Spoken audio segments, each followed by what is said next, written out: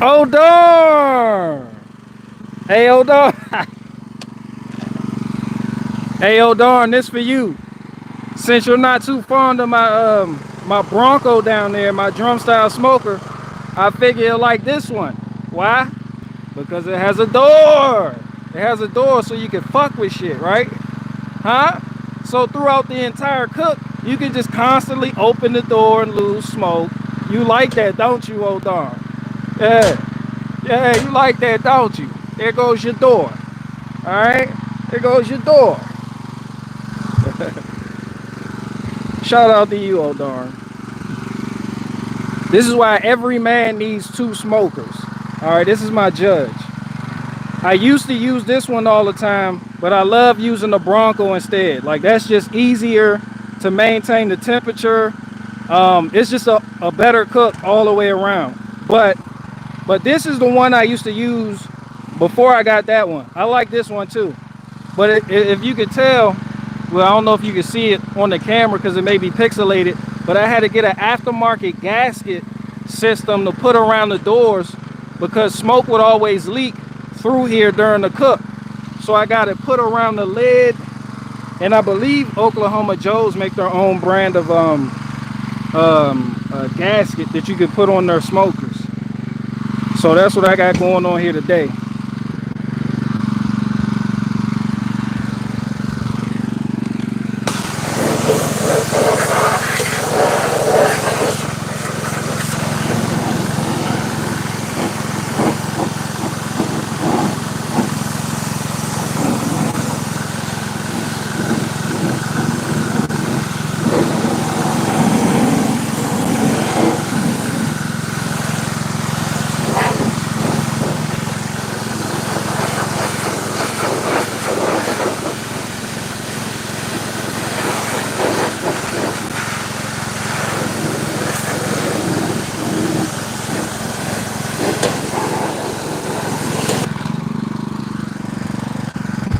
No, I'm not selling this. This is my baby right here. I cook with this. Like at family get-togethers I have over my house, I'll use the Bronco and I'll use the Judge and have them both under one tent. This one has more capacity, and this one has the cast iron grill grates. It just has a layer of 4 that go over top. Like, you could put more in this one though. Nah, every man needs more than 2 grills.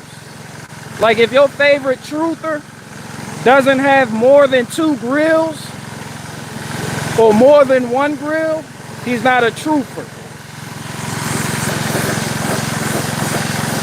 Nah, I ain't selling shit.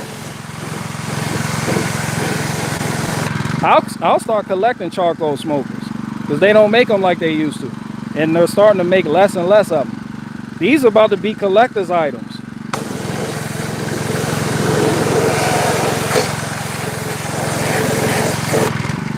And just to point out the fact that you also know that I know what I'm doing when I'm outside cooking on the grill, because I have more than 1 grill.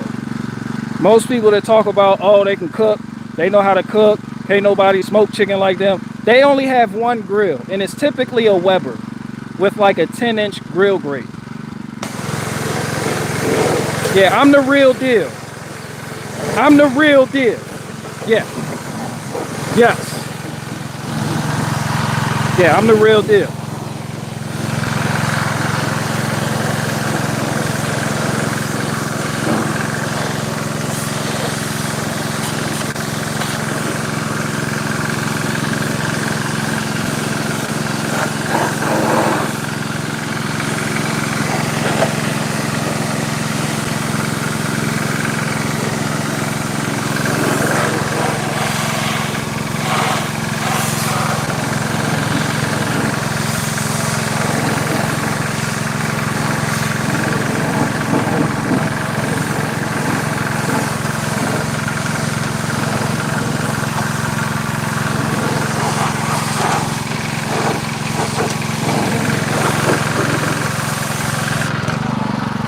Faye Fern, what's up with you, Faye?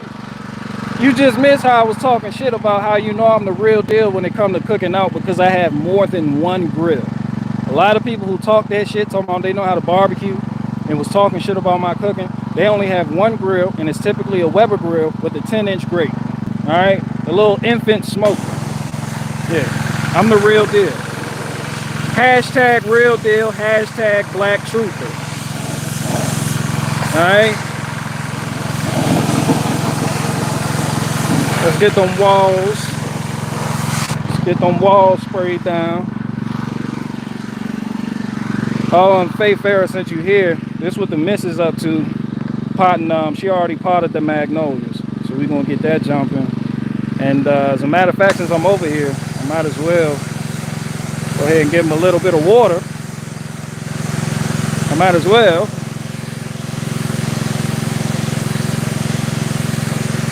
Alright, so we got that done.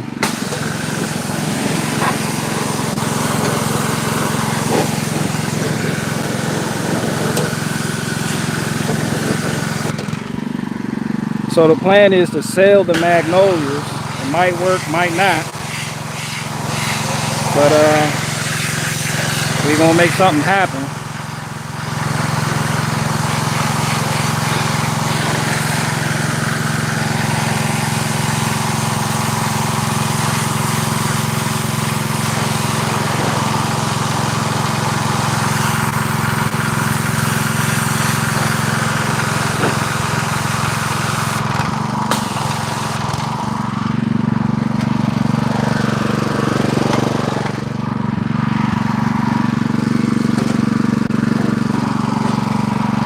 This the ash pan tray.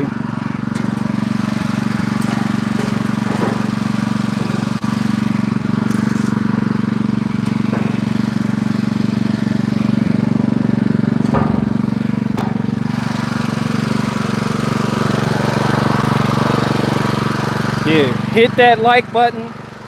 Purchase my book. Check out the link in the description box below.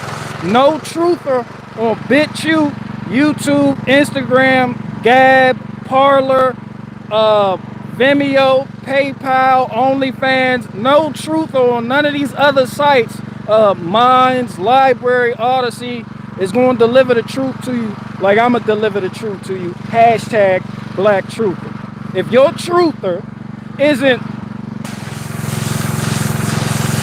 cleaning grills, then he's not a fucking truther. Hashtag Black Truther. Yeah, straight up. And ladies, fellas, if your truther has no grill at all, he's gay. I'm sorry. Salty Cracker, I'm calling you out. I just called you out. You have no grill whatsoever. I do not know why the fuck people listen to you. I don't know. Someone said that's my ADHD kicking in. I don't know what the fuck it is. All I know is that nigga Salty Cracker has 0 grills, no smoker, no nothing.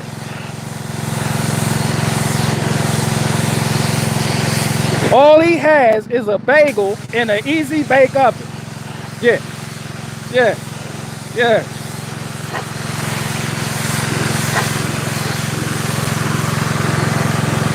Shout out to all the I'm doing it wrong people.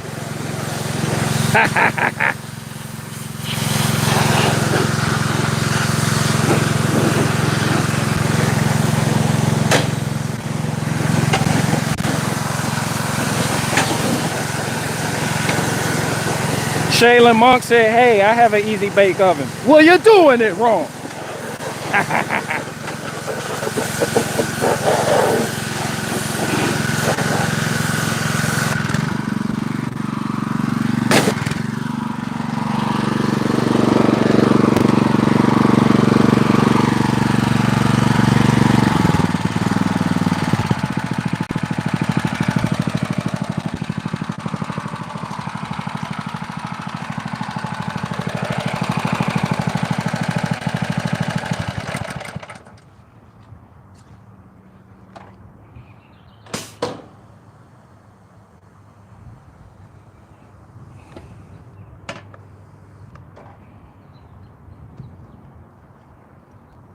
Yeah. So you see this door, it just hooks on that little tab right there. So that's how you would keep it closed during a cook. See? To open it, you just lift up on it. You know.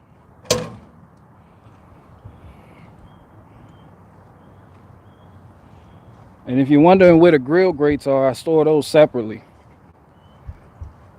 So I had a cast iron grill grates in here, already clean them all the time. Every now and then I'll season them, but I typically, when I clean them, I break them down individually because it comes in 5 pieces. I break them down individually, put a light coating of oil on them, and then just pack it up like that and store it in the grill, waiting for the next cook. And that's a hawk.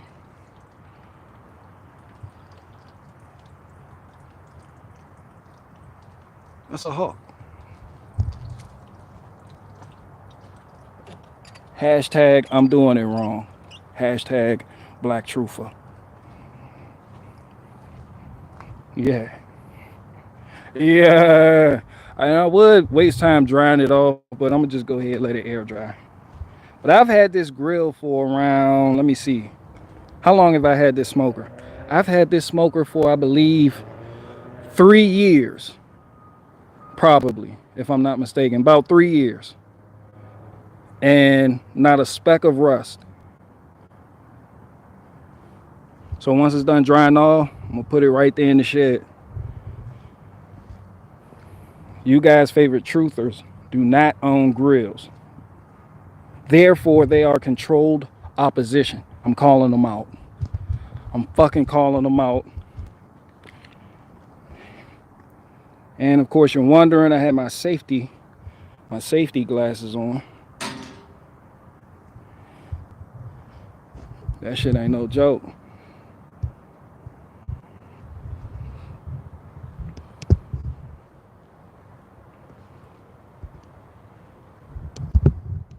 So this morning, I had a big delivery this morning. Oh, and there was one guy, he wanted to know how much wood could I fit on my trailer with the gator on it. Because as most of y'all know, when I do go get wood, I always bring Clyde the gator with me. So I have a 16-foot trailer. So this goes everywhere I go. Somebody wanted to know how much wood could I fit on the trailer if I have the gator. Here's your answer. All of this, I just picked this up this morning after I made my delivery run. All of this. All of it. Them big blocks too.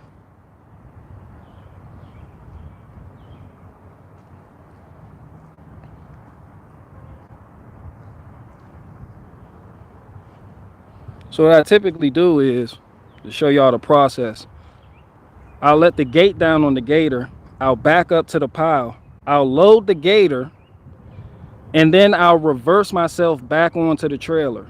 And then I'll start at the front of the trailer and stack it. I'll stack it at the front of the trailer like you see I have this wood stack right here. That way it allows me to put more wood in the trailer instead of just throwing it over the side of the trailer. And I've gotten good at reversing this on the trailer. Like I'm a beast at, I'm good at driving, period.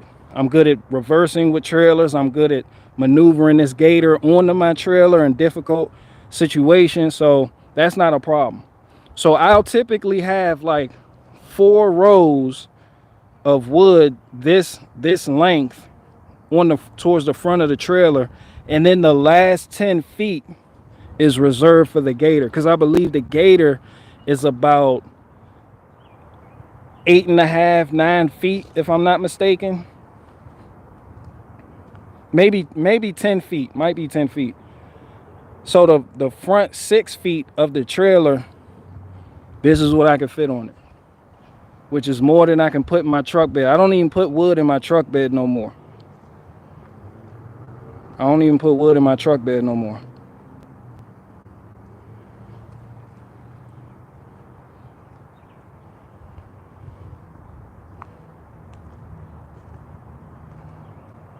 Somebody said you need a dump trailer. That is a dump trailer. But no, that's what I wanted to talk about. Let me see, cause I gotta get ready to get this. Hold on.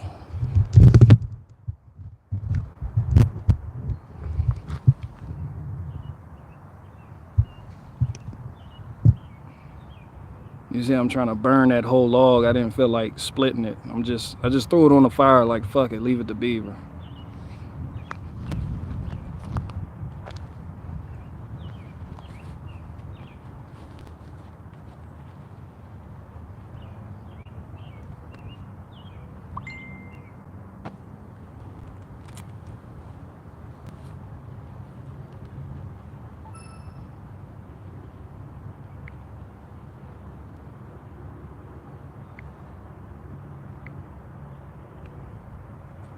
Oh, T Powell, you in here? I see you hit me back about the wood chunks.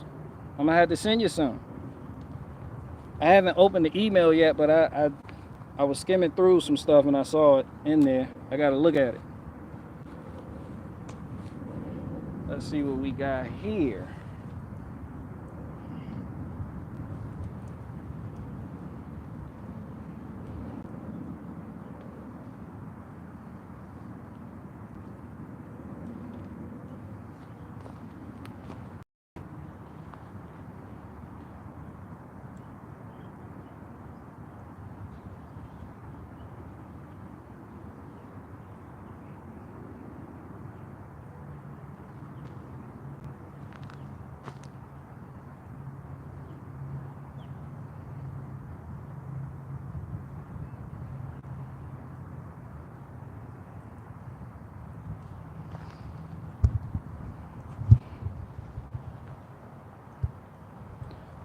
Dump trailer. So this is what I was talking about, customer satisfaction. Like I had a delivery to do this morning, and I had a big delivery to do this morning. And it was a guy who came up from Florida and he was visiting his son, and he was getting his son some wood because his son has a fire pit in the back. So he let me know what he wanted, because his son typically doesn't, the guy his son gets the firewood from, he wasn't answering the phone, or I don't know what happened. He said he was bullshitting. So anyway, I get the order, I load up, I head over there, and when I get there, he sees me pull up with the trailer and the gator. Now, every time I pull up with the trailer and the gator, I automatically get people looking like, but their fence was too small, so I couldn't fit the gator back there. So when I got there, I asked him, hey, like, where do you want the wood? Because I was prepared to stack it, because my prices, I got premium prices. So he was like, nah, you could just leave it on the, you could just stack it right here in the fence, and I'll wait till my son gets home, and then we'll figure out what to do from there.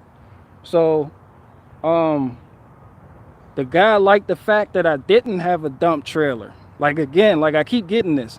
He liked the fact I didn't have a dump trailer. I just showed up with the gator and the orange utility cart, Bonnie and Clyde. That's how I do it. He was like, man, I appreciate how you don't have the dump trailer, because typically when the people that deliver firewood with the dump trailer, they just dump it and they leave dust, debris, and everything else in your driveway. See, remember how I told y'all last time somebody else told me that? So I'm telling you, firewood people that deliver, make sure you clean your dump bed out every time you deliver.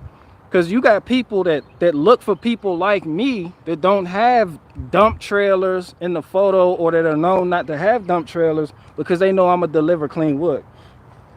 So I got the wood down there, and you know, I broke bread with my stash, and that's kind of dusty. Like when wood dries, it typically gets dusty or whatever. So I stack it.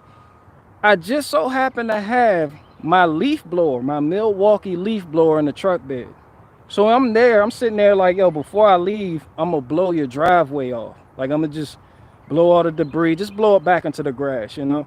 So he looked and he was like, yo, I'm making sure we're getting our wood from you and only you from now on, as long as you got wood.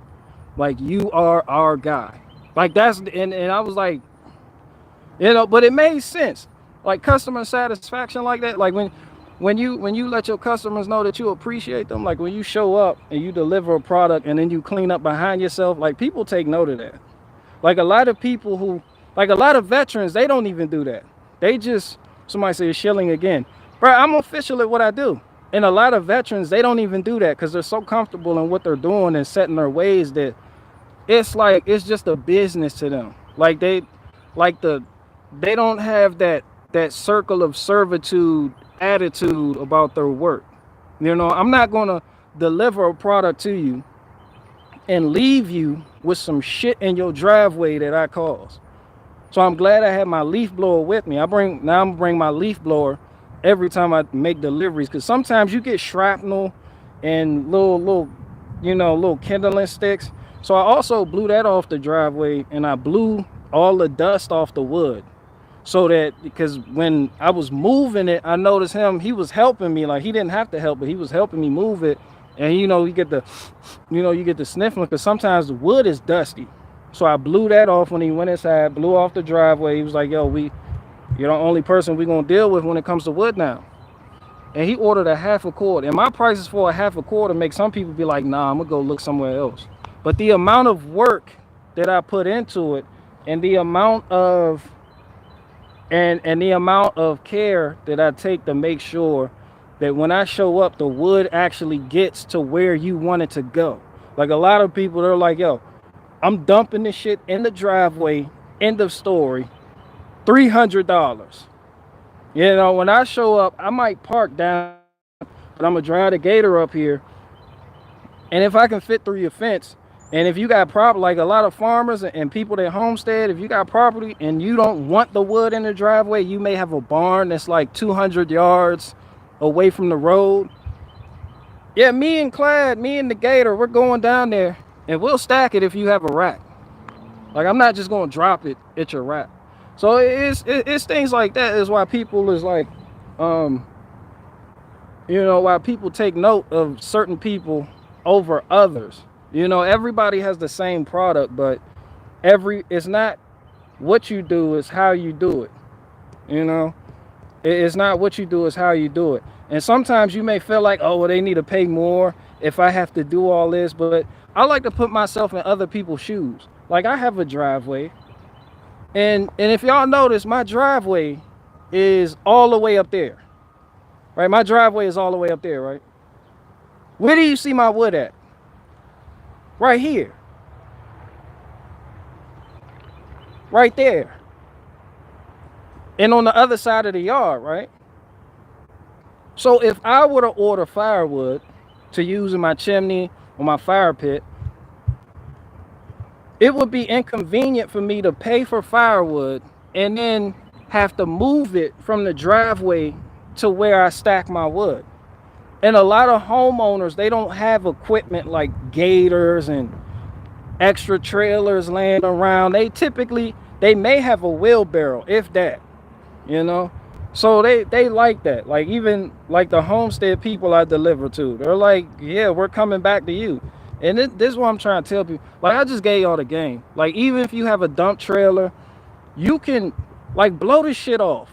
Like, take a blower with you. Don't even ask me, like, you mind if no, just do it. Just, you take initiative. When you do that, they'll see, like, yo, he has it together. And people like doing business with local people that have their shit together. I'm telling you something. Like, people don't like dealing with these big time companies.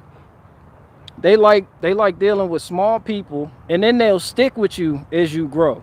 Like, that's what keeps people. So before you know it, you may have up to 250 employees working for you, making deliveries for you. You may have a little operation, somebody bringing in wood, you paying, you got log trucks, you working with tree services.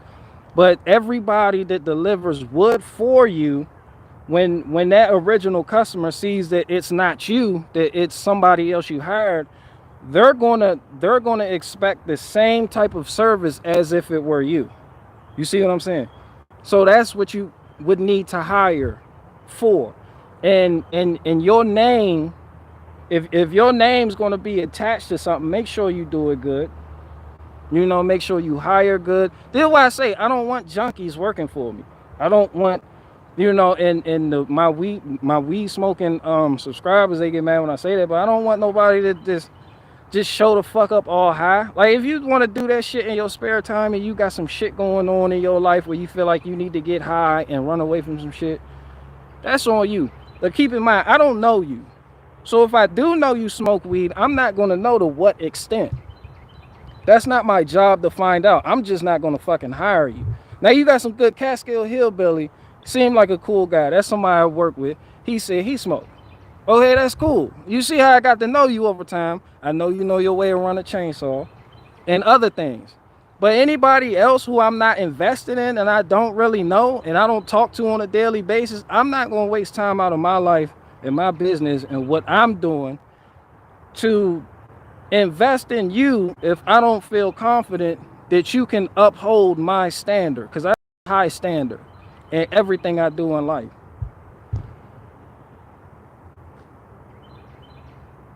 Somebody say I don't smoke the devil's lettuce. So let me go ahead, because I got somebody else coming to do a quick pickup to just let me know they're on their way. So I'm gonna just want something short. So I'm gonna back the gator up.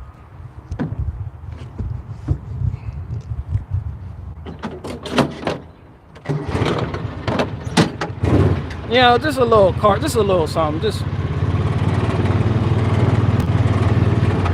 back the gator up to the pile.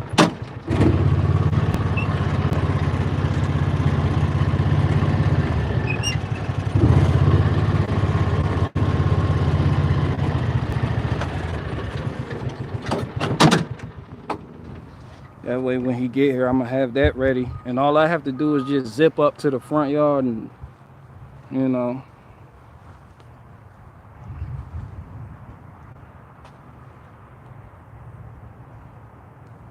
Somebody said, bro, do a grilling and smoking tutorial video. I might. See, these last 3 days I did cookout videos, I was bullshitting because I covered the whole thing. But if I show you the process of preparation, selecting marinades, what flavors I want,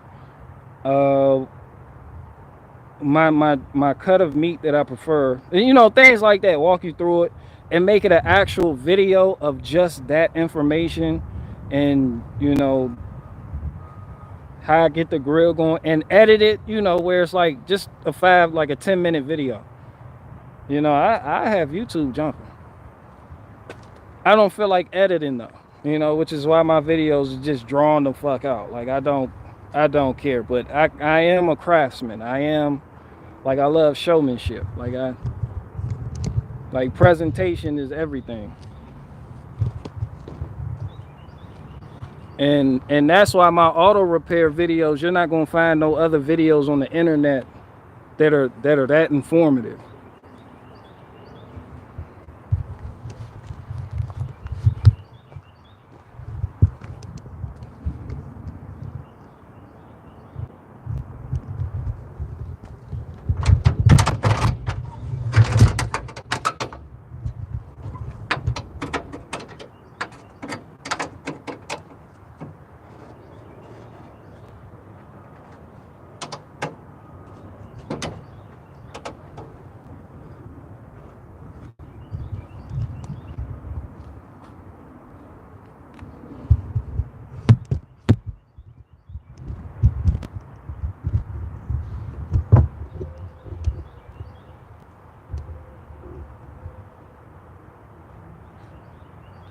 Somebody said, how much is the guy buying hot food?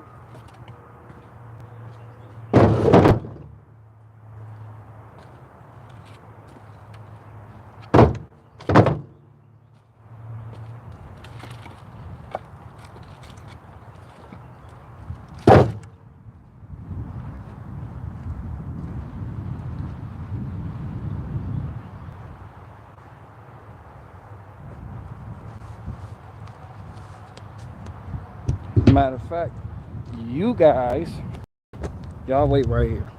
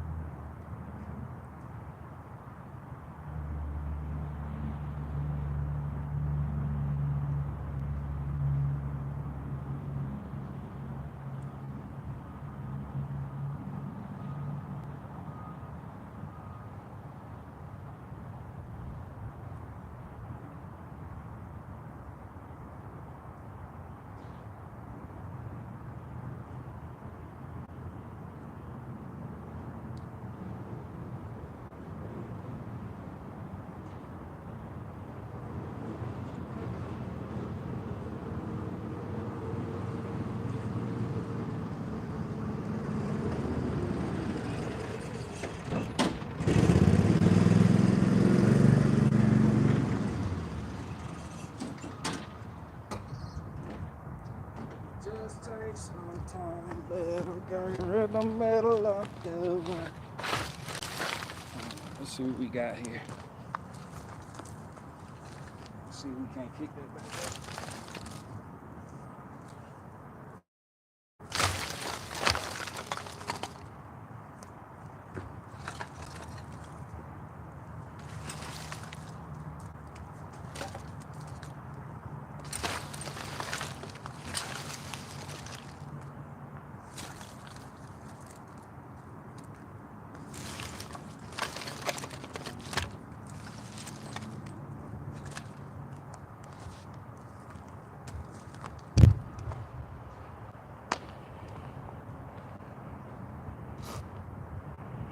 All right.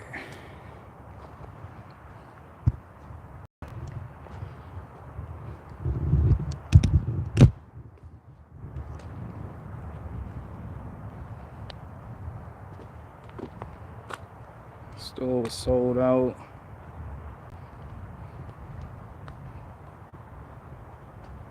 Somebody said enjoying the silence.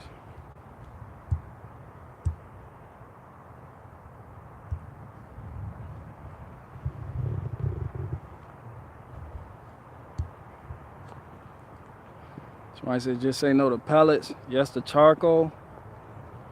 I haven't even, and it's crazy because I never had no food from a pellet smoker. So I just know you got some big wig barbecue guys that, you know, they like Malcolm from How to Barbecue, right? Like he loves his Traeger. But he has like 20 fucking grills. So I'll give him that. Like I'll give you that at that point. But yeah, that was a nice dude. I just, you know, held down with the firewood. And the next time I see him, he wanted me to come out to Manassas. So I was like, I'll do that. Like that's no problem at all. Shit, Manassas is like 40 minutes that way.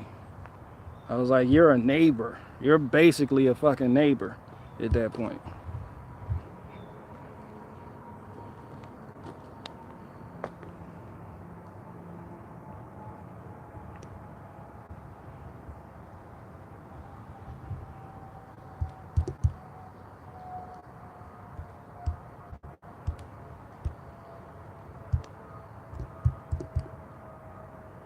Yeah, so that, man, that's all I had today. Like I'm not talking about a damn thing. Somebody said that's a Civil War battlefield. Oh yeah, yeah. Down there off 66. Like you can see the fences they made and they still got cannons and shit out there. Like you take 234 and going towards 66 and shit crazy. Manassas is wild though. Man, there's so much traffic in Manassas. Like driving through Manassas is crazy. That shit crazy. That's where I got into my accident at. Somebody said great stream, bro. Yeah, so that's all I'm saying. Like if to wrap this up, if your favorite truther doesn't have at least 2 grills, he is not a truther. He is controlled opposition. And Salty Cracker, don't take this the wrong way. Don't feel like I'm calling you out. I'm just stating the facts. I'm just stating the facts, bro. I'm just, you know, we all know you got that bagel, and that bagel is inside of an easy bake oven. Like you have no smoker, no grill, no, you don't even have a griddle. You don't even have a griddle. You know? So that's all I'm saying.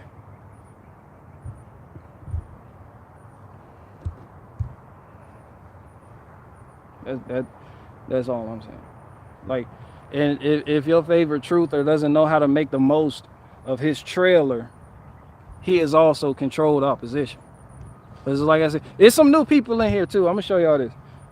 Somebody asked me, they was like, yo, you go pick up the wood with the gator. I said, yeah. He said, how much wood could I fit on the trailer if I have the gator on the trailer? This is my answer. This much wood. This much wood.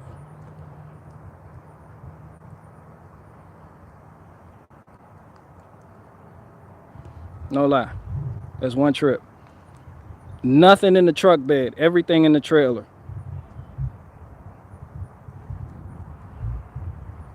I'm gonna have to measure this again, but this is only 9 feet. So the other 7 feet in my trailer is wood. And if you stack it right on the trailer, you can fit a lot of wood on there. A lot of people don't know that, because what I see a lot of people do is they'll just, like when they're hauling wood, they'll just throw it over the side of the trailer and just chuck it in there. And then that just, when it's loosely in there, it just takes up more space and you bring home less. Like I stack everything. I'll reverse the gator onto the trailer. That way I don't have to, you know, overextend myself constantly reaching and throwing over into the trailer. And then too, you fuck up your trailer boards like that too. That way your trailer boards got cracks in them. Somebody out there listening to me need to replace those decking boards on that trailer. I'm one of them. But there's just a method to it. You know, there's a method to it. Reverse on the trailer, unload, stack it, forward, go get some more, unload, stack it, and you're gonna make the most of your trip. And you don't have to put nothing in your truck bed. Like my truck, nothing is in my truck bed but tools.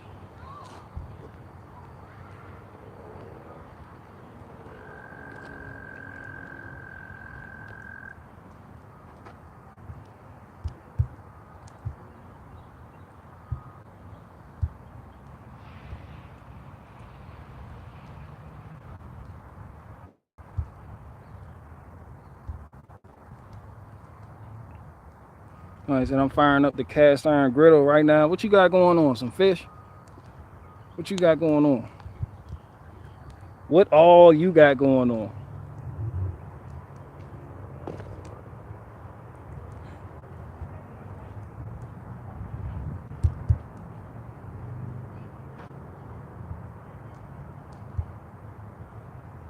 What? I'm bad at math. You will have 2 cubic feet less than a cord if you stack 9 by 7 by 2. I don't know what the fuck you're talking about. I didn't bring math into this at all. Like that's white man terminology. We don't do math here, nigga. You know, we just chuck and load and roll the fuck out. Fuck are you doing math for?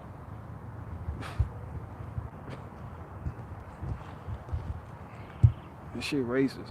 Somebody said I had some mesquite and pecan wood. I can't do mesquite wood no more. I can't. Like mesquite too strong. Mesquite is too strong.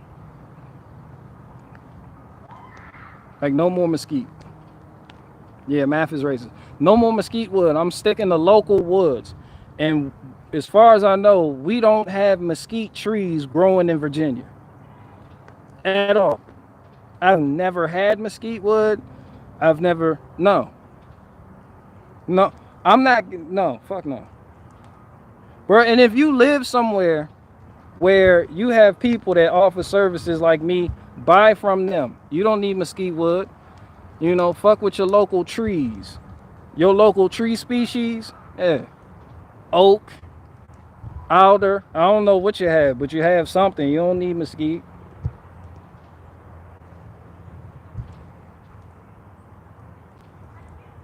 My sleet too strong. Easy barricade. Yeah, mesquite is not even cracked up. All it's cracked up to be. And then I was reading up on mesquite. It was like it's like an invasive species. And it like grows in the desert. It's like one of the only trees that can grow in the desert because its roots go so damn deep. And they just sucking up all the water. Just no. Like people from Texas love mesquite. I don't. We got hickory. Like here in Virginia, we got hickory. We got shagbark hickory. We have pecan. We have oak. And Of course, you got your fruit woods, you know, cherry, all that other shit. But no, I'm not. I'm not geeking out over mesquite wood no more. Like I like what I have.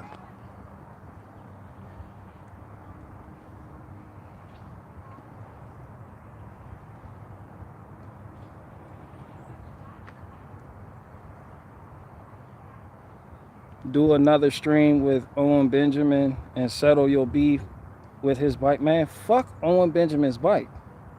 I'm glad that nigga took his bike. He told me to return his bike. Fuck his bike. I'm not returning shit. You big 6'8", size 16 wearing Ickus Bickus Buffalo Kickers shit got a Snickers looking nigga. Fuck your bike. Lock your chickens up, nigga. I'll take a chicken before I take a fucking bike. Who the fuck wants a bike? You big bitch.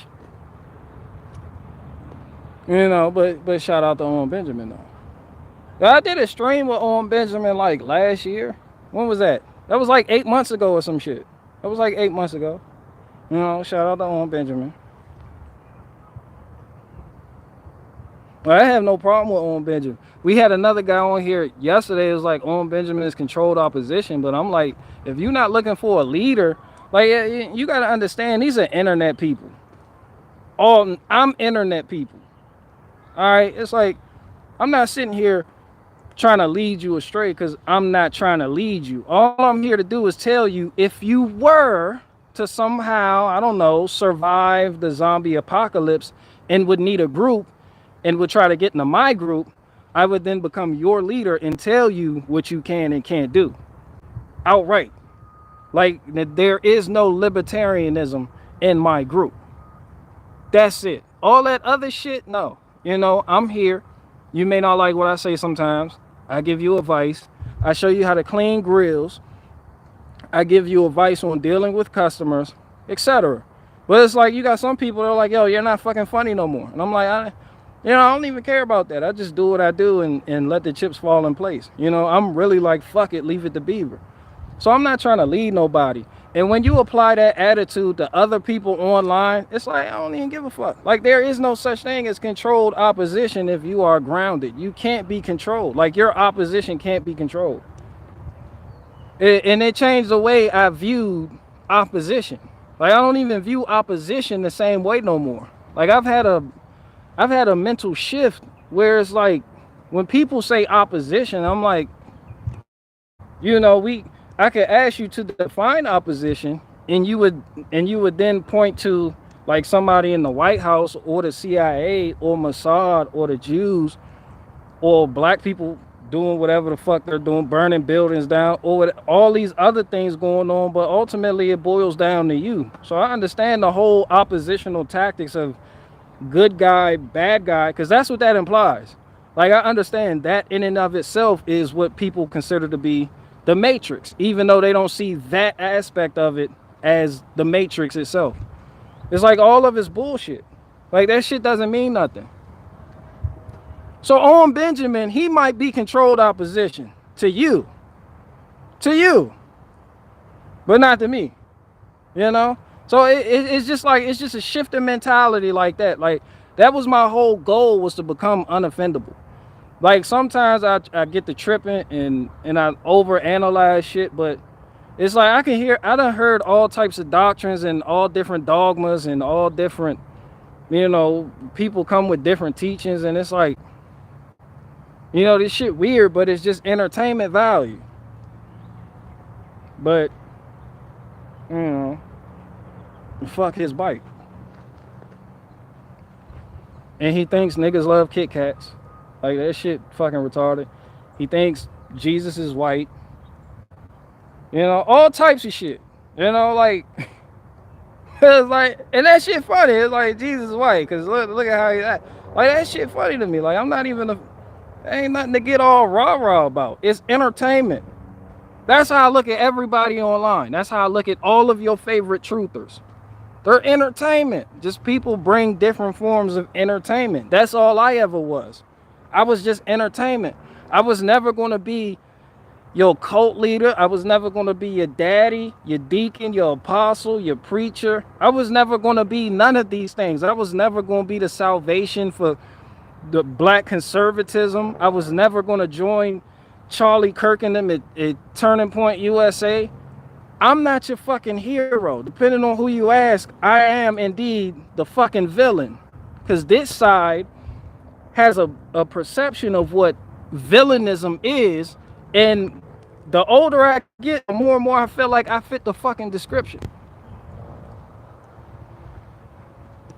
So, you know, like a lot of y'all heroes I call bitches.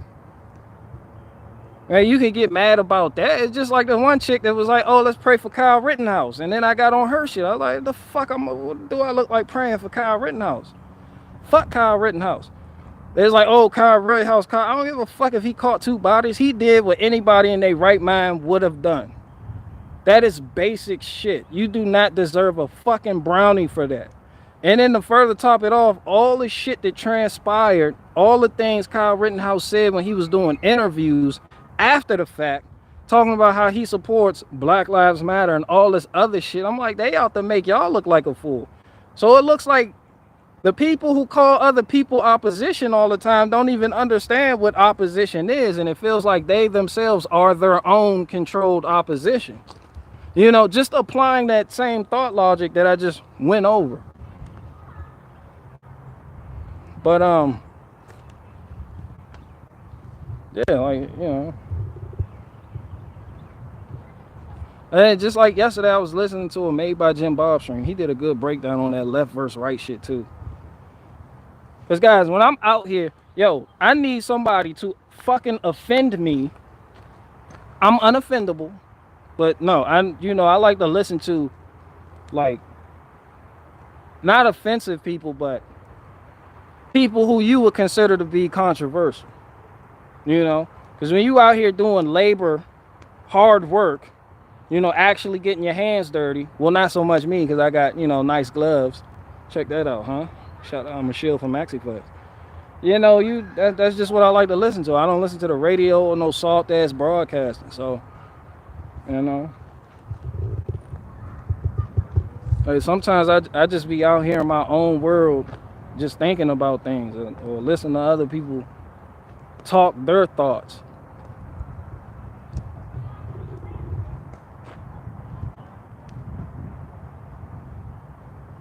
Somebody said universal cookie income for anybody with a job.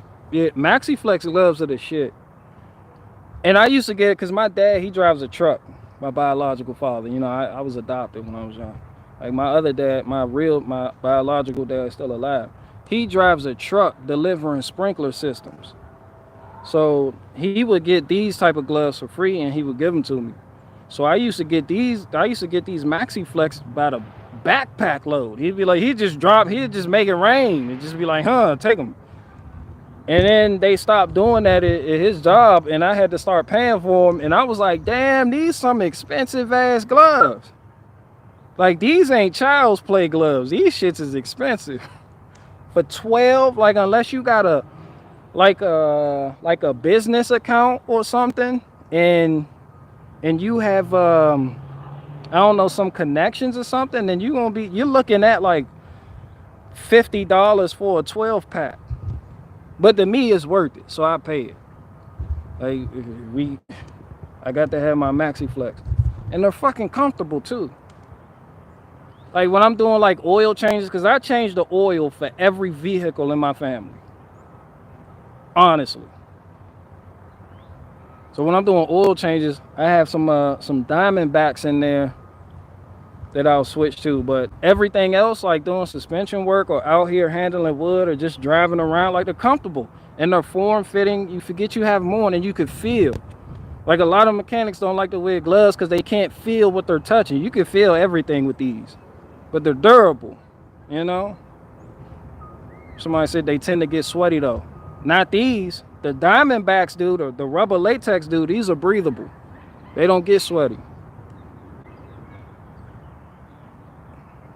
Somebody said shilling for gloves now, that's low. No, I'm not even shilling for gloves. That's just the type of man I am. Like, I appreciate quality I just appreciate quality products, and I tend to get, a little excited over things that I find exciting, and I share that information. And a lot of people here live in a world where that doesn't do it for them. They rather hear about war with Ukraine and Russia and watch anomaly videos. So they wouldn't understand coming over here and hearing about me getting excited about work gloves or work boots. I show my boot. Look, my boots are fucking comfortable. You see me take a pick-a-room to my boots and not a scratch. Steel toe. Almost, I would have fucked, if I had on anything other than steel toe work boots, I wouldn't have feet right now. Like, I don't know, that, like, this shit dangerous I be doing. Like, I be fucking around. It's like a big ass jungle gym. Let me take you over there. When I got that pick-a-room and I'm moving them logs from one side to the other side or just picking them up, you can pick one up, another one will fall, bang you in the shin, fall on your big toe, fuck up your feet. Now you walking like this and shit. You doing this shit. Somebody like, what's wrong with you? You like, my big toe is engorged. Like that shit blocking, like the knuckle on my big toe is blocking blood flow.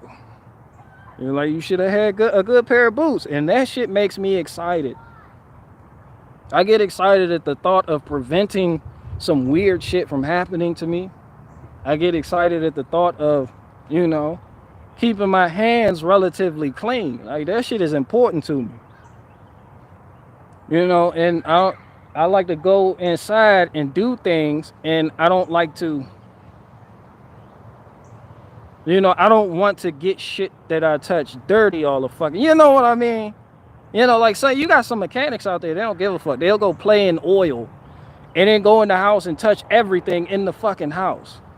Like, fingerprints all over the place. Like, I still end up mechanic handing shit, I do, because my hands just be dirty as fuck, but it's not as bad.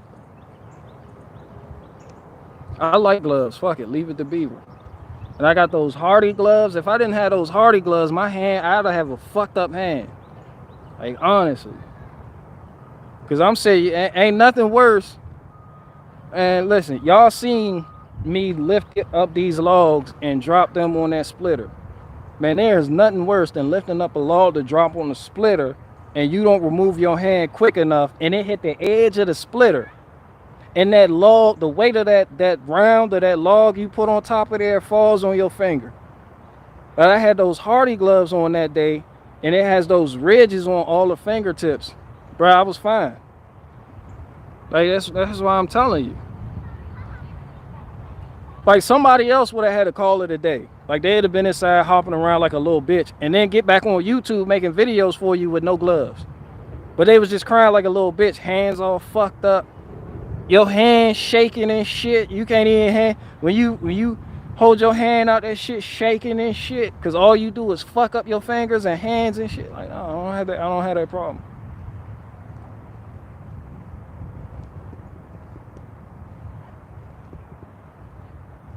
I'm not extreme with the safety measures, but I do safety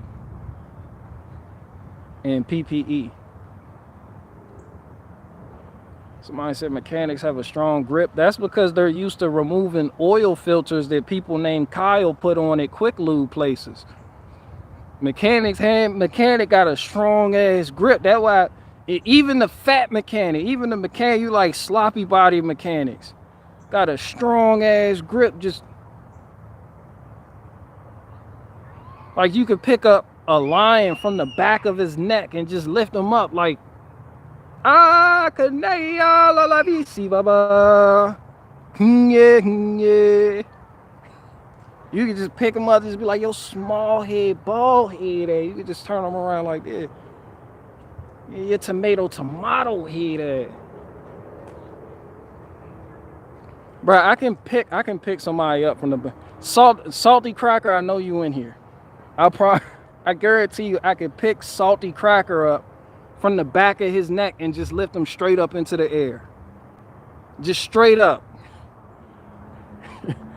like a Shang Tsung finishing move. Just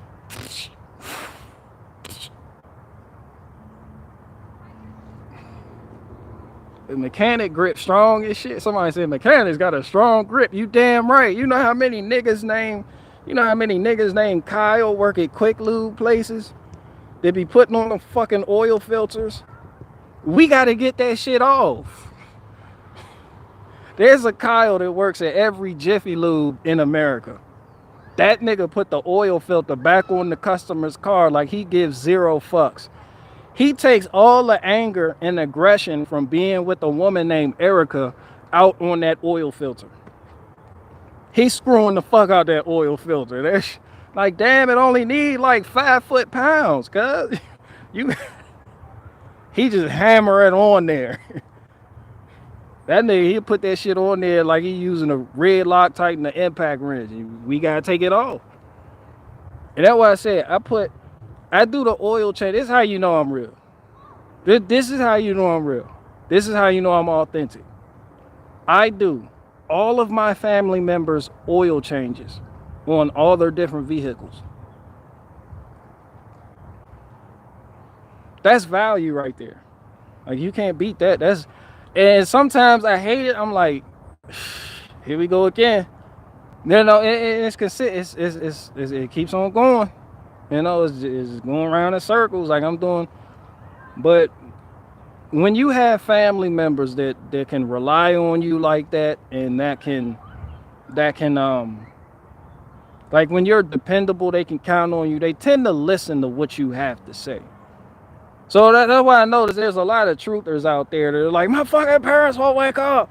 Like, the core truth, the main thing, especially about my faith, being when I spoke it, my parents listen, my siblings listen, my nieces and nephews, they listen, because they know I have value and I carry weight in the family. So when I talk, people listen. And it's not just because I'm talking. You know, it's because they know they know, for one, I'm dependable, reliable. They know I have a standard and I don't put up with bullshit. Like, there's people that think I'm strict. There's people that think I'm too judgy. But when you have a standard and people know it, and you have value in the real world as a dependable person, somebody with many skill sets, your people gonna listen to you. Straight up. And my people in Maryland too. Like, my people, they live in Maryland. They come all the way out here to Virginia for me to change their oil.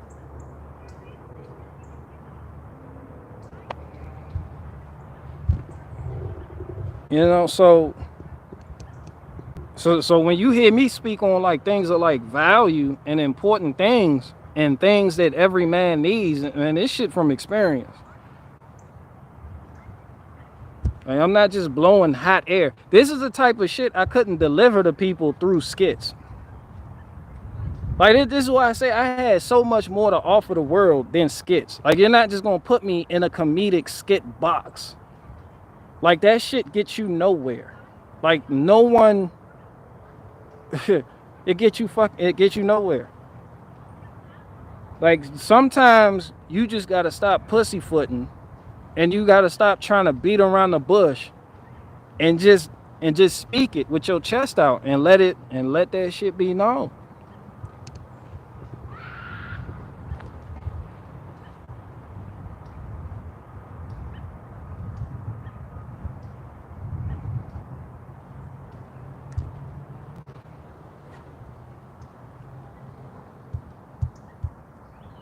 Somebody said, how much money do you actually save changing your own oil? Not a lot. Not a lot. Because you have to figure, unless you have a business account, and unless you're buying in bulk, like if you're just going to Walmart and you're getting like the oil, because the oil for, I don't know, like the oil I get, you can get the Mobil 1 fully synthetic oil at Walmart for about $27. And then the filter you can get for about $8. So, well, you do have quite a bit of savings, because if you go to like Jiffy Lube, you're looking at like $80. So you can stand to save like around $40.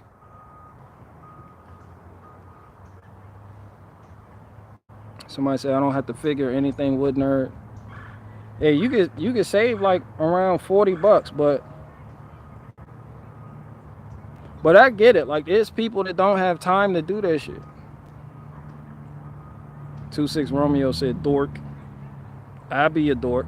But there's people that don't have time to like change their oil, so it's understandable that they pass it off to somebody else. Like you have other people that, you know, have things to operate and maintain, businesses to run.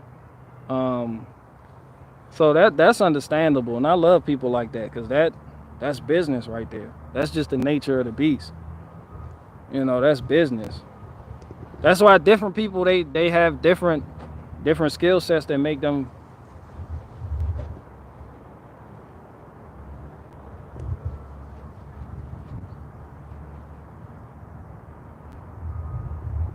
That's why different people have different skill sets to make them valuable. Like everybody doesn't have to know everything that the next person knows.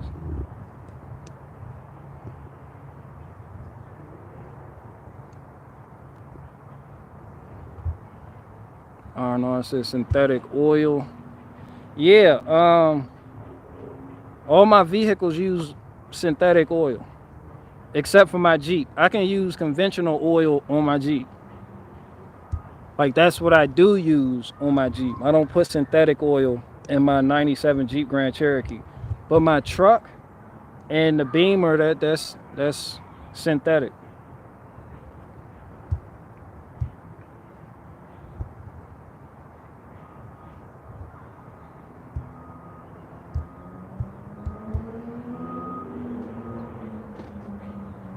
And before anybody asks, the Gator uses SAE 30. Like that's it.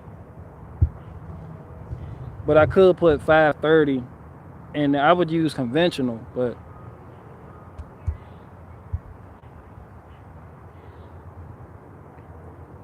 somebody said thoughts on what if Black America was tricked into thinking they all came from Africa when Black Americans are mostly indigenous to America.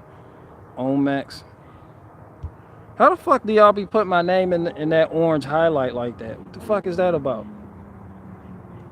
Trying to get somebody's attention so I can see it and be like, that shit all orange. Yeah, I mean, I've been down that road before. I've explored that. One question I always did have was, where the fuck are the slave ships? Like, where the fuck are them shits at? Like, what museum are they keeping all those fucking slave ships in? But, you know, I mean, when you say what if and you pose the question like that, it's as if knowing that will actually make a difference. Granted, it is good to know your history and know where you come from, but only to a certain extent. And then that's where the buck stops. And then from that point, you got to work on you and you have to get your shit together. Because if you believe you are part of some type of invisible community with people that share your skin color, you're going to always be looking for an excuse for why your group can't get their shit together, which they're not going to get their shit together because that group doesn't exist. You just have a bunch of people who may or may not relate to each other based on the color of their skin, whereas you have people who choose values over physical appearances, and then that other group will wonder why this group seems to prosper. Like, I don't even think that shit matters. But yeah, where the fuck are those slave ships at? Like, they keep everything else. Everything else is in a fucking museum. They can dig up dinosaur bones. I don't want to get into it. I don't even want to get into it. They can dig up dinosaur bones and be like 150 million years ago. They can't give you the slave ships from like 400 years ago. They just give you a movie. That's all they do is give you movies. They don't give you proof, they give you movies. And then people run around with this rhetoric. And then it gets other people to hate other people based on false information. So now you have Now you have one group of people acting out of pocket because they feel like they have something to prove to the world, and they use their specific appearance, like the color of their skin, to try to link with other similar people with the color that have the similar color skin, to try to prove a point to the rest of the world, to white people, yellow people, brown. You see how this shit sounds stupid? So I mean, at that point, it becomes childish. And if you're trying to impress white people, they're not fucking impressed. And no one is going to change any white person's mind with you. Yo, we are the Native Americans. Because it's like, that's who you're going to have to tell. You could tell black people and give them proof and be like, we're the Native Americans and we were here first. But, and we didn't, and we're not Africans. We didn't come from Africa. You could say that to black people all you fucking want. But when it comes to white people, they don't give a fuck. And it still has no bearing on what happened in history. They still came, they saw, and they conquered. This is why this is why sometimes I do get preachy about evolving yourself. Like, don't stay stuck in history. Because I'm pretty sure you're not a bitch. I'm pretty sure you wouldn't let no one come in your house, set up shop, and either enslave you, send you away, or, I don't know, fucking rape your daughters. Like, man, when you own land and other people come to, it's just like I was talking about the Spaniards. Like, it doesn't matter who the real Mexicans are, the Aztecs, the Mayan, it doesn't matter. Spaniards came, well, we know the Mayans was a while ago. Spaniards came, they saw, they conquered. That's what man as a whole has been doing all of man's life. It just is what it is. So us being descendants from Native Americans, or us being the true Hebrew Israelites, or anything else, or not being African but really American, you still lost, you know? And if you want to identify with other people that have your skin color and say black, well, you still lost.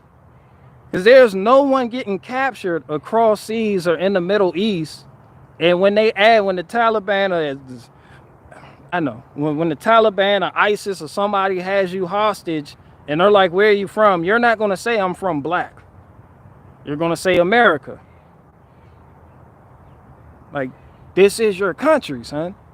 Like, I don't know what else to tell you. Are you African? Fuck no. But this is your country. Like, if you get captured in the Middle East and the people who capture you are like, where are you from? You can't say Nigeria. Like, you can't say Ethiopia.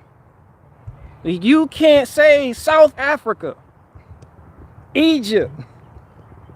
You gotta be like, bro, I'm from Chicago. And they gonna be like, where the fuck is that? It'd be like, it's y'all like over there in America though, but I'm black. You know, and then deals are gonna be made, people are gonna be released, you know, or however the fuck it goes. Well, you know, I'm just proving a point, but you know, that's why I don't take it personal. Like, people conquer. That's what humans do. Humans conquer. Especially men. Men conquer. You have men that sell other men into slavery. You have people that are born into slavery, and you have people that are born owning slaves. Bro, that's history. And for real, to be honest, that's nothing to be ashamed about, if you ask me. It's really not. From either side of the spectrum, like on either end. Like, it is what it is.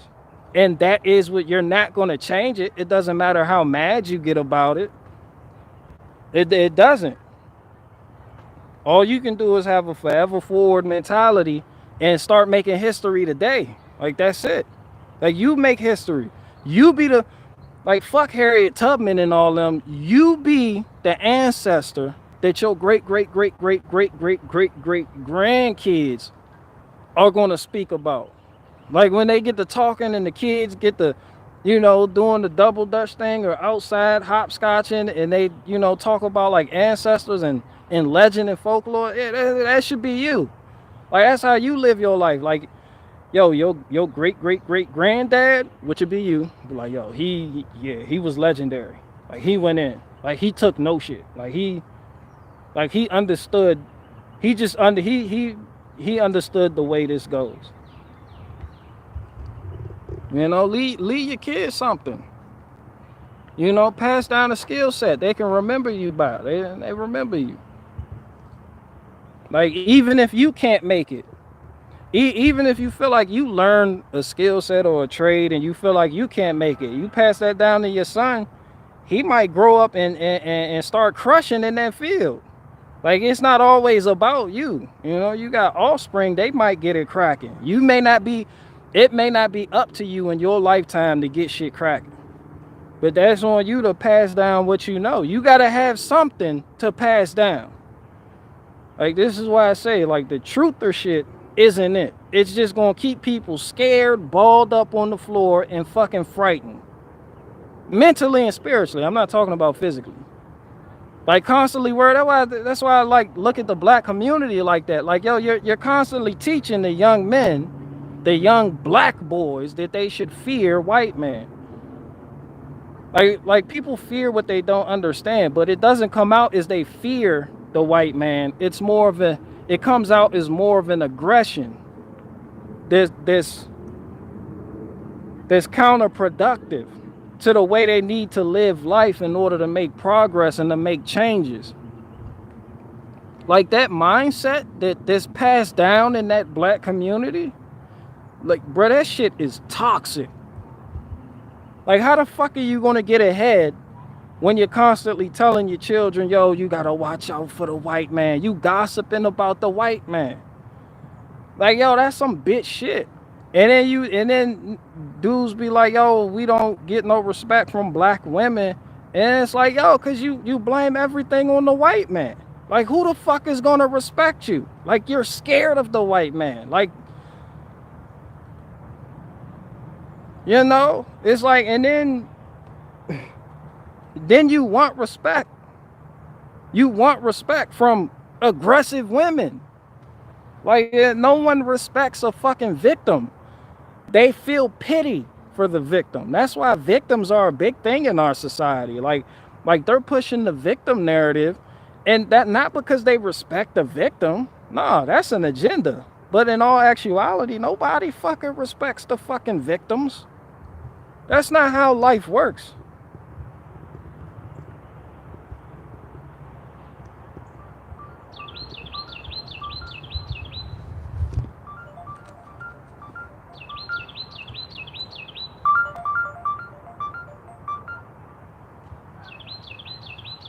Yeah, man, that's not how life works. Like, you can't preach victimhood. You can't. And some people like, nah, fuck that. We need to keep the focus on race. And we need to let our children know what our ancestors went through and how they were marching. And how the Ku Klux Klan was killing us. I'm like, oh, you're teaching your children bitchdom. And do you know how hard it is to conquer that inner bitch once it gets going? That shit difficult. Like, that shit difficult. There's a lot of people that's gonna die like that. They're gonna die bitches. For real. Like, you especially parents, when they instill that inner bitch in their child, a kid come out clean slate. That's how kids come out. It's a clean slate. Kids are like the computer chips that you program. They don't know shit. Babies don't know shit. Like, they don't know nothing. They don't know nothing about the way the world works, how certain people would view them for certain characteristics they have or physical features. They don't know. Like, that's on the world. That's on you, your cousins, your aunties, your uncles, the media, the internet, that they download that from that. Like, no one comes out the womb like, oh, I'm a fucking victim. Like, oh shit, I'm born black. Fuck. Where the white man at? Keep that nigga away from me. The white man, he ain't gonna kill me. Like, no infant does that. The parents do that because it was passed down to them from their parents. You know, you see in a child is born innocent. They don't have that mentality. They don't have that shark mentality. They don't have that look out for this person with this skin color mentality. They don't fucking know.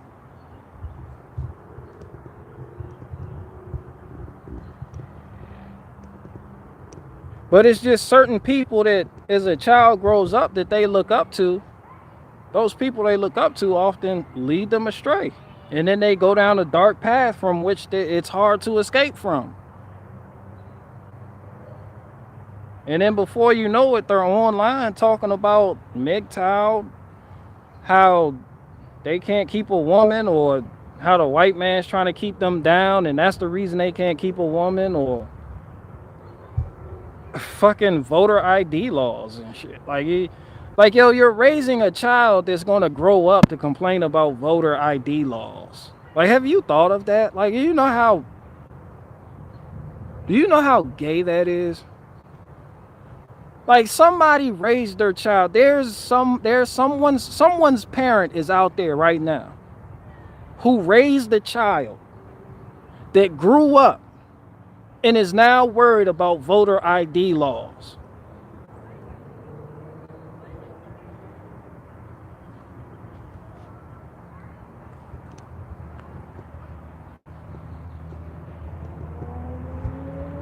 Like, there's some parent out there right now that raised a child that grew up that's happy about a black woman being the supreme justice, just Justice Jackson.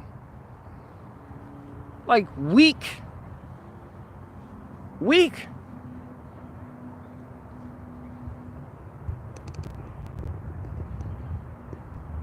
Like, I have, and a lot of me, I have more respect for the hardcore black people that's like, nah, we kill crackers. Like, no white boys, no none of that shit. Those little militant groups or whatever the fuck they got going on. Like, I have more respect for those type than the ones that complain about Whitey and then want to be on Fox News. And then want to be on CNN. And then want to work for a white boss. And then they get in trouble and want a Jewish lawyer. Niggas be the first one to get in a little bit of legal financial trouble, and then they're like, I got it, my lawyer has to be a Jew.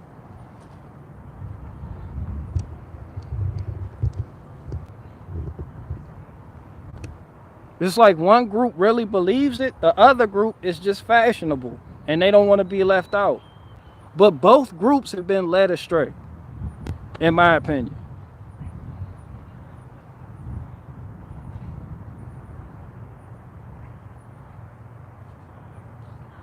And you can't tell me, nah, we come out knowing differences about physical features.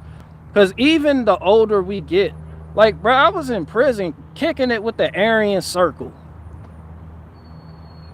Like, no fucks given. You know? But we acted like computer chips that were being programmed. And I noticed that when that Trayvon Martin shit happened. Bro, we was sky chilling. Nobody, they was the Aryan Circle. They were beefing with the Aryan Brotherhood. Something happened in Texas. Aryan Brotherhood got into it. They split apart. Factions came up all across the country. It's some deep history. It's wild. You know, I know the whole rundown. But you got the Circle and some other white groups, white gangs that was in the penitentiary. Man, we was kicking it. No one gave a fuck. But soon as the mainstream media came with, it's like Trayvon Martin, every time the media got going, we got going. And I just noticed that. Like, I'm like, hold on, what are we, like, we're out in the yard fighting each other. I'm like, man, all this over Trayvon Martin. But nothing is that simple, but that's what kickstarted, that's what ignites it. It's like the media, you got the media all week giving you bullshit about Trayvon Martin. And he was a fucking the nigga that killed him was a Mexican. And then the Mexicans are in the penitentiary. Whenever they get into it, whenever the whites get into it with the blacks, the Mexicans automatically side with the whites. Like no. Like we had Serenos, we had Southside 13, MS 13, Brown Pride. When shit got cracking on the rec yard, bro, they were right at the side of the whites. Like they don't like all that brown, black and brown, and people of color shit. Well, not where I was at, and according to a lot of homies I know, not where they are at. Like Mexicans by default side with whites in every fucking war. Like you had, like even at the spread I was at, the compound I was at, you had the Brotherhood was speaking Spanish, so they could communicate with the Mexicans, and so that we wouldn't know what the fuck they were talking about. And that's why we started speaking Swahili. Like that's how it was. But I noticed we all were chilling, like we just chill. And then all week CNN, Trayvon Martin, the black man, Benjamin Crump get on there. The black man, this is a day. It's something about talking like that. They cast a spell on you. When the black lawyer get up there about the black boy, it's a shame in America on the day, the year 2015, that we still got to fight racial inequality. They talk like slaves and shit, and it gets niggas swooning. It gets niggas swooning, right? So now, by default, you know, you get to feel a certain type of way because you link with people based on skin color because that's how you've been programmed. It doesn't matter that, hey, I was just chilling with Todd yesterday. Like, we were chilling. Matter of fact, he was my spades partner. Like, we went to commissary, we went to the store, and we broke bread with each other. You know, we're cellmates and we're cool. Like, I know his baby mama, I know her, I talk to her, I get 3 ways from her. You know, he talked to me, he know my people on the street. Like, none of that shit matters at that point. It's like the prince of the power of the air comes over you, comes over everybody. Bro, that shit is Luciferian. Bro, it's really Luciferian to its core. Like that feeling you get, and all it is a TV. It's a screen. It's a device. That's it. Like it's a black screen. But when they get to going, you feel like, hey, you feel super racial for no fucking reason at all. Now you hate Todd. A day later, you hate Todd. Now you looking at Todd different, like,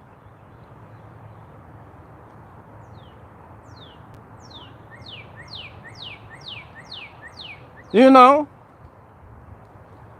Todd is watching the same programming that you are watching. So now by default, now he's on defense mode. That puts him on defense mode. And now the slightest perceived aggression is taken as an insult. Now he gets on some super racial shit and he looking back.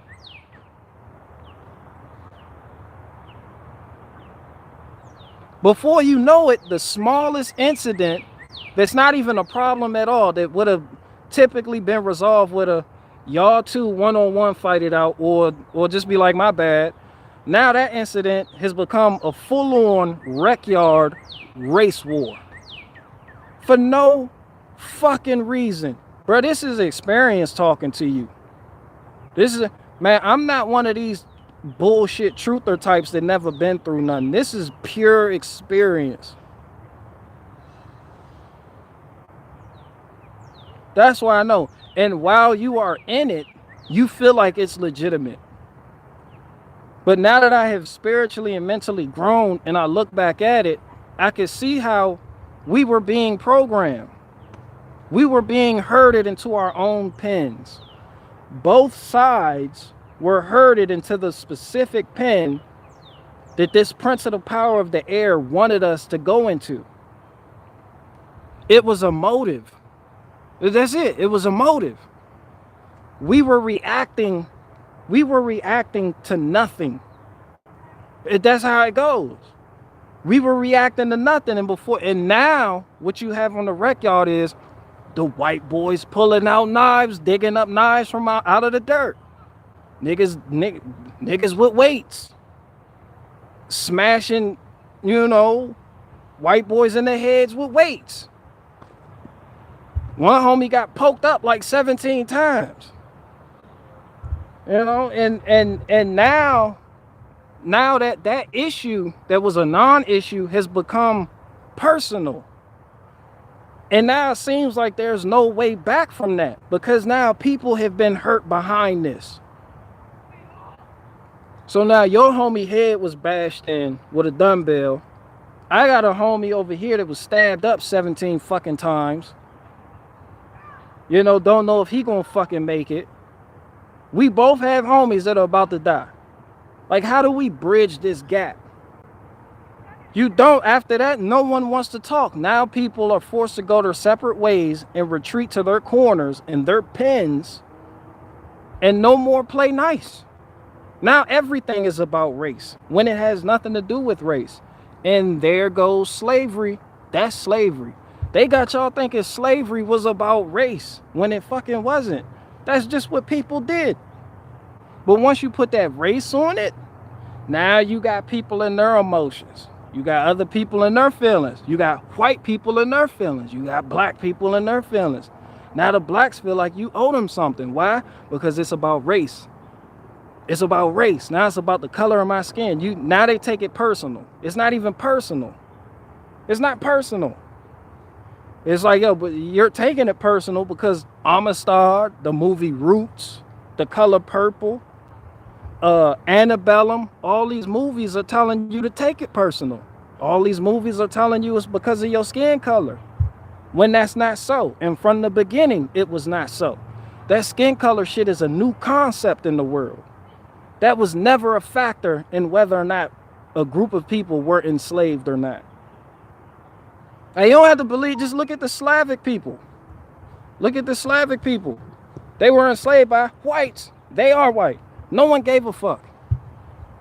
You could argue about who the Moors were, but they came to Europe and enslaved some shit. A lot of Spaniards were enslaved by the Moors. Then the Spaniards in turn got on ships and went to Mexico and then enslaved another group of people. It's all about humans being the resource. That's what runs the world. It's not about money. It's not about race. It's about resources.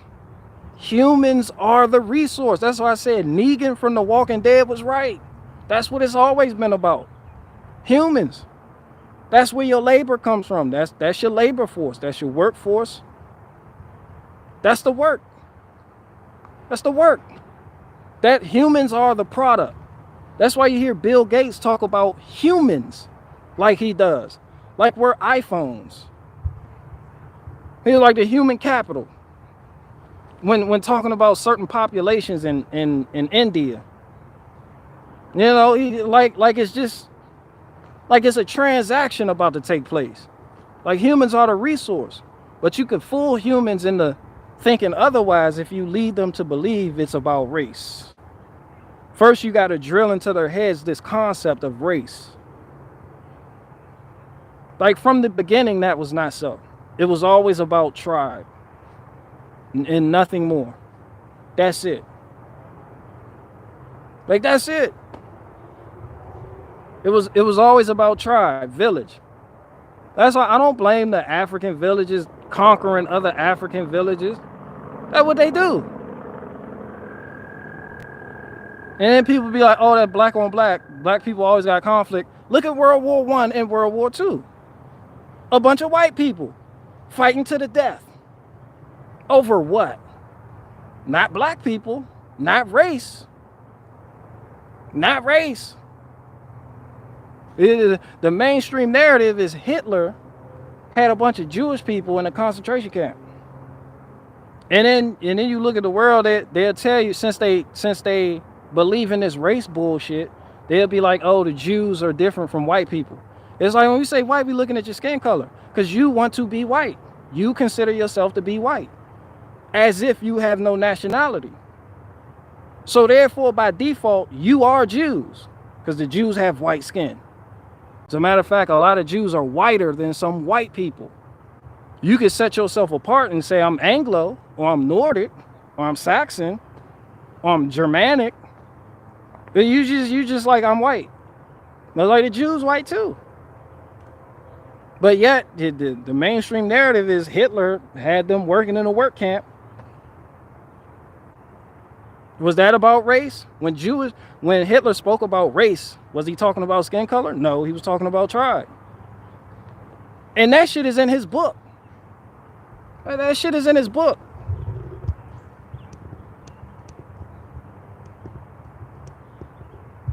But it's like we're just setting our ways now. So it's like this is our new reality.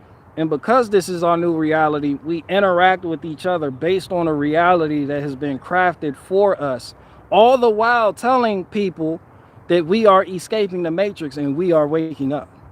That's what we do. We say we wake up. We're woke. We know this. We know that. Not really. Like you can't just point to a set of information and documents and read it and be like, I'm awoke. That's what I said. That journey that people call waking up, that shit is spiritual. Like when you're spiritually mature enough to understand exactly what the fuck I'm saying, I don't know, you might can consider yourself awakened. But it's like I said at the beginning of the stream, half of y'all favorite truthers and people peddling that bullshit to y'all, they don't even own grills. Y'all see me out here pressure washing the judge. I just spent the last 3 days outside on the grill, cooking out. I ended racism on this channel for the past 3 days. I invited everyone here to the cookout.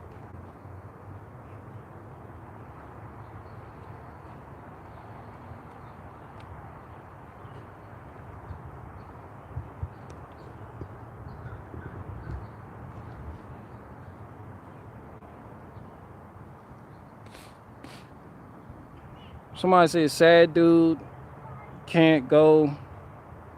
He has more to say, but he can't. Who has more to say? I don't know who y'all talking about. I went somewhere else.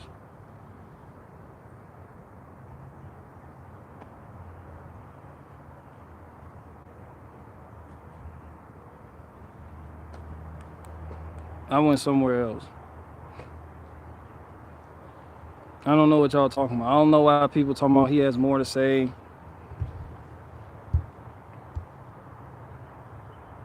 Definitely wasn't my first black barbecue. It's not about it being your first black barbecue. That's not what the fuck I'm talking about. And I promise you, you've never had since you want to go to, you've never had barbecue like mine. My barbecue transcends black and white. Yo, my barbecue, when you bite into it, bro, that shit's spiritual. That's a spiritual experience.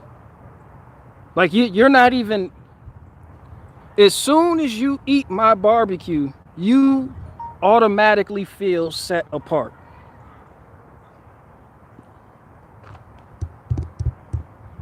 Like there is no black barbecue. What the fuck is that? I don't make black barbecue. Hell no, my barbecue is for the celestial bodies. Yeah. My barbecue is for the celestial bodies. Talking about a black barbecue. No, my shit isn't even human.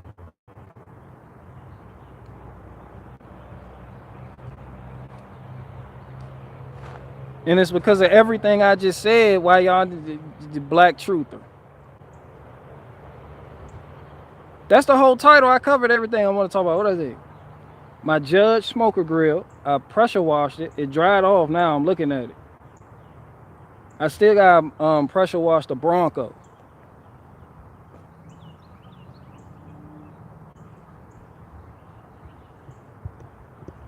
I decided that if I open a barbecue joint, that I'll call it Ribs for Your Pleasure. But no one wants to go there and eat that shit. Bro, that's a bad idea. I'm not scared to tell somebody that's a bad idea. You could do it anyway, and then you could succeed, and they'd be like, see, and I could be like, but just hearing it at first, nigga, no, I don't want to eat at some place called Ribs for Your Pleasure. What type of shit is that? That shit, you're over sexualizing ribs. Like no one, who the fuck want to eat? No one, I don't want that.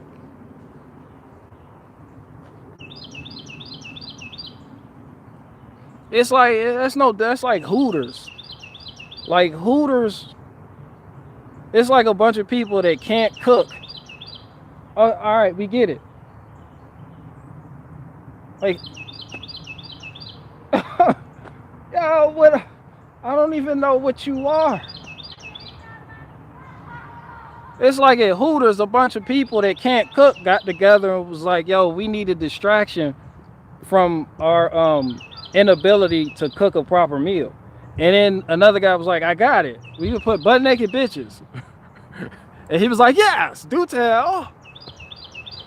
And then Hooters was born.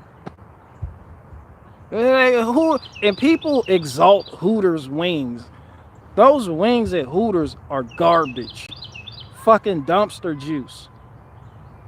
Like you might as well go to Wingstop. You might as well go to Wingstop or what's Grimes' favorite place? Buffalo Wild Wings. Fucking Hooters. But you know how inappropriate that is? You know how inappropriate that is? Just like imagine you have a wife at home and you're just being served by a half-naked chick. And people think that shit cool. Like that's not even appropriate for real. Bro, it's like I want a meal. I do not want a side of vanity with that meal. Just give me the meal.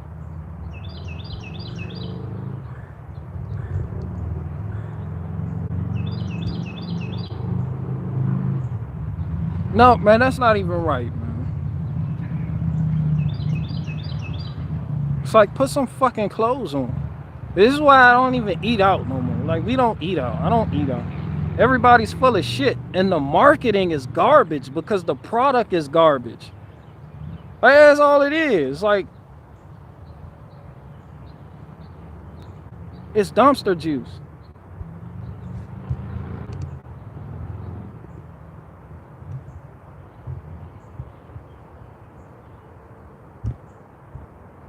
Who said that I can't talk about what I want to talk about?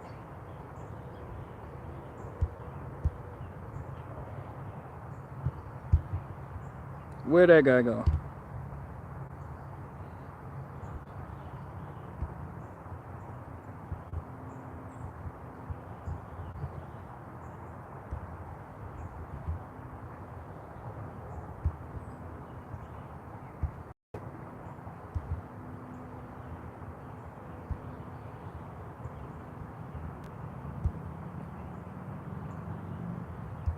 I don't know. Somebody was just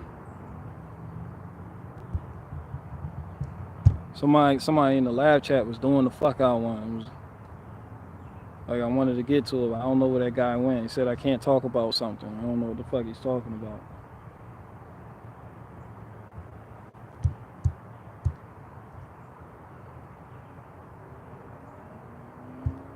Somebody said he had to leave BG. Well, what the fuck was he talking about? What was his grievance? No, he was like, you can't talk about what you... Man, I talk about everything I want to talk about. Like I do have somewhat of a short attention span. Maybe, possibly. So I do this sometimes, but nah, I think because sometimes I re-listen to myself and I make incomplete points. And I be like, damn, like I was going somewhere and then just kind of started going this way. I'm like, wait a minute. Like I didn't finish saying what the fuck. Cause I told y'all I'm special needs, so ain't no shame in my game. DJ Hoover, I grill without foil. on my grate for the first time. It was wonderful.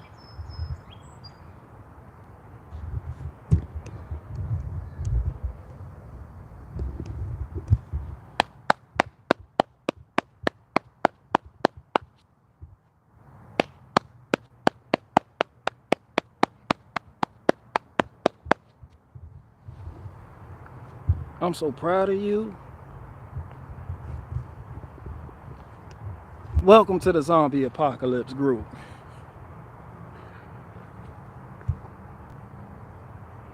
Somebody say he fails sixth grade 17 times. Nah, 6 times.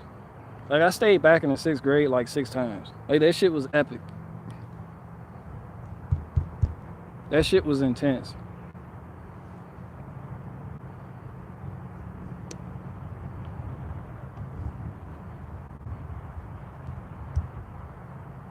What I wanted to talk about something else.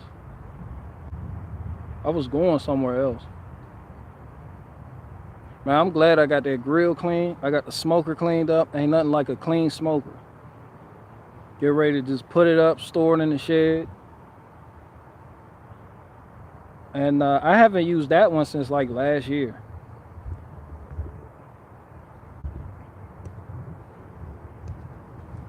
Somebody said Jim Bob banned you. You must stop chatting. Oh, there's somebody in here that Jim Bob banned? Who are you? Show yourself. Nigga, you got banned by Jim Bob.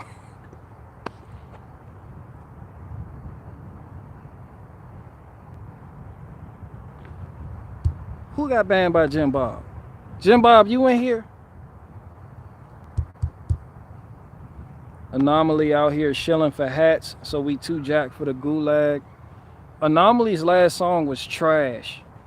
Anomaly's last song was dumpster juice. Anomaly, I know you're in here too. Like that shit was garbage. Like you put Patriot J and all these other people on the track. You should have hollered at your boy. Like I used to do that when I was young, but I don't do that no more. But I can ghostwrite. Yeah, I can get on some Cassidy shit and ghostwrite for you. Yeah. I could give you bars on top of bar. I can give you gold bars. Honestly. I promise you. Nothing but bars. And not the obvious meme style Ben Shapiro bars that Tom McDonald delivers with that dumbass tone talking like this. Now I can give you some real raw gritty, some gritty that you could go ahead and disperse to your viewers. Because right now, Anomaly, your viewers got a void that you're not filling. Yeah, I got the cure for that.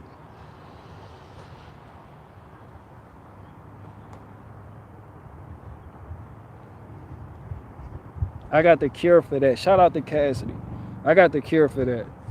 Anomaly song was garbage. And it's not just political rap. I'm over rap in general. Like, and then people, they politicize rap. I'm just like there's no way you can make it cool. Like no one, like rap it like serves the purpose for degenerate culture. There is no adding salad dressing to a piece of shit and trying to make it taste like salad. You know what I mean? It's like, but this is what people do, and then they're like, we gotta win the culture war. They try to infiltrate, the culture with political rap to get a foot in the door because they feel like liberals are leaving them in the dust. And it's like, no. Like just out there something, some people call it cringe, but there's just something so outwardly just so not enjoyable about somebody rapping about their political beliefs. Even if I agree with you, it's just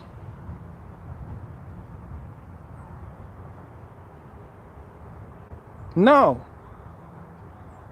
It's like no.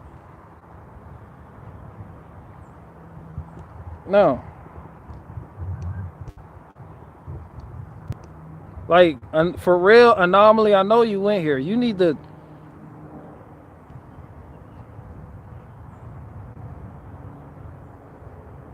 The next time, Anomaly, the next time, I'm going to be nice.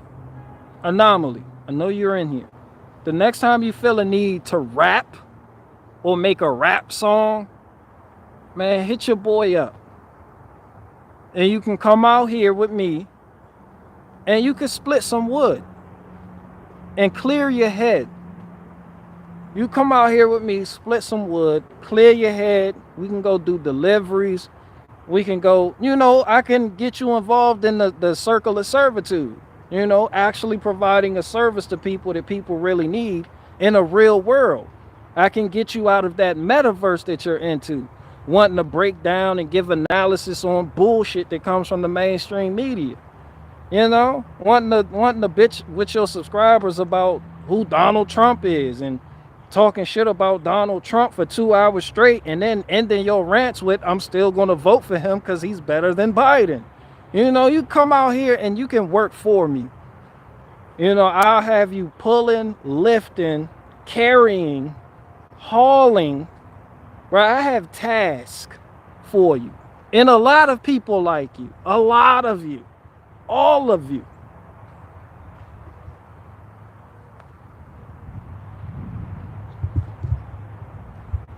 Like, Anomaly, the next time you want to make a rap song, just go get your CDL license.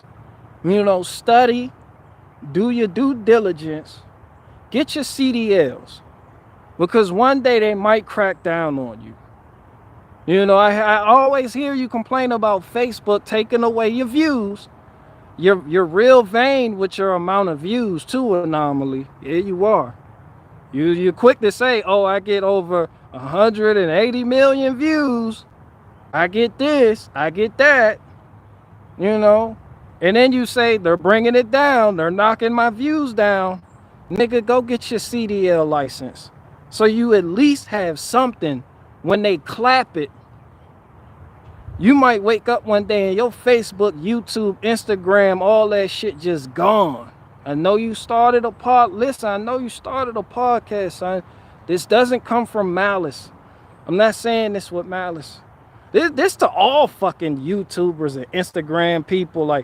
And these be the type of people that'll look at me and be like, I'm not making no money and I don't have people watching me and, look at his view count. What they fail to realize is this censorship. Yeah, that shit that everybody's fucking complaining about now. I'm not in bondage to that. Yeah, I'm not in bondage to censorship.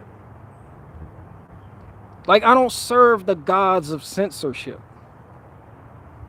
So they can clap me, they can Control Alt Delete, kill the channel, cut the feed. Bro, I'm out here living. Bro, I have multiple skill sets to fall back on. I don't have to lick Susan Wojcicki's clitoris just to stay on YouTube. I don't have to suck off the CEO of Twitter and do apologies and shit. I don't have to ask Mark Zuckerberg for forgiveness. Like, yo, Anomaly, go get your CDL, son. Just put the microphone down. Put the mic down. Put that shit down. Go get your CDL. You could drive a truck. Have something to fall back on. Matter of fact, that's not even falling back. That's falling forward. Because driving a truck is providing more value in the real world than news analysis.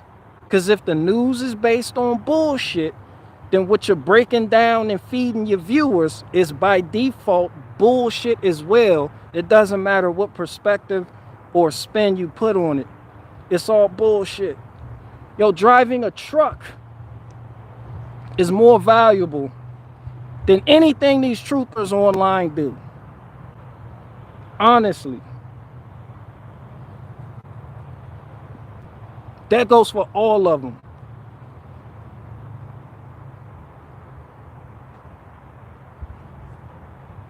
Somebody said 2 jack for a CDL, BG. Nah, nigga, then niggas be like, I'm too jacked for the gulag. Not to pick on Anomaly, but niggas be like, we're going to the gulag.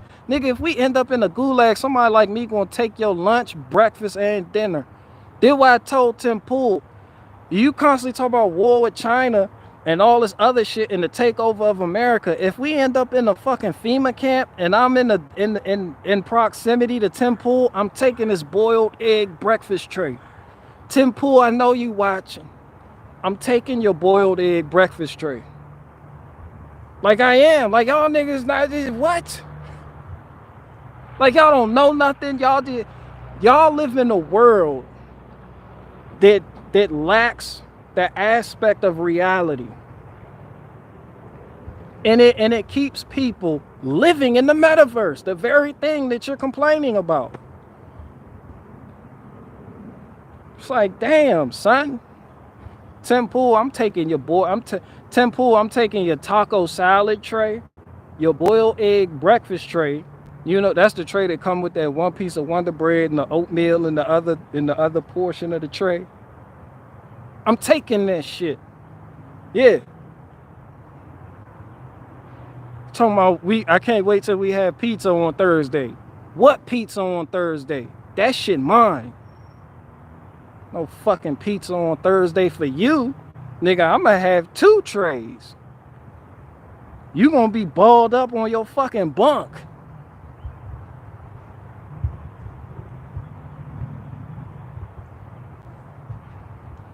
And I know Tim Pool watches me too. He wanted to have me on, but he's scared. Like he's legitimately scared. And I don't know why, because I don't just go somewhere and just kick shit just to kick shit. I'm not a shit kicker. Like I'm nice. That's what people don't fucking understand about. I'm nice. Like if you meet me, did y'all not hear the part of the live stream where I detailed how I take care of my customers? They fucking love me. Yo, people love me out here. Yeah, I got people driving from Maryland coming to Virginia just so I can change their oil. So I'm like a staple in the community. I got barbecue wood chunks. Like, what do you, that's why people are like, yo, the food shortage, you not worried about the food shortage? I'm like, son, I got too many skills to be worried about a food shortage. And I don't even need a garden. And I promise you, I'll eat through a food shortage. No garden. I don't need a garden. I'm gonna eat. What food shortage? Yo, I'm too fucking valuable. Views does not equal value. And a lot of YouTubers forget that.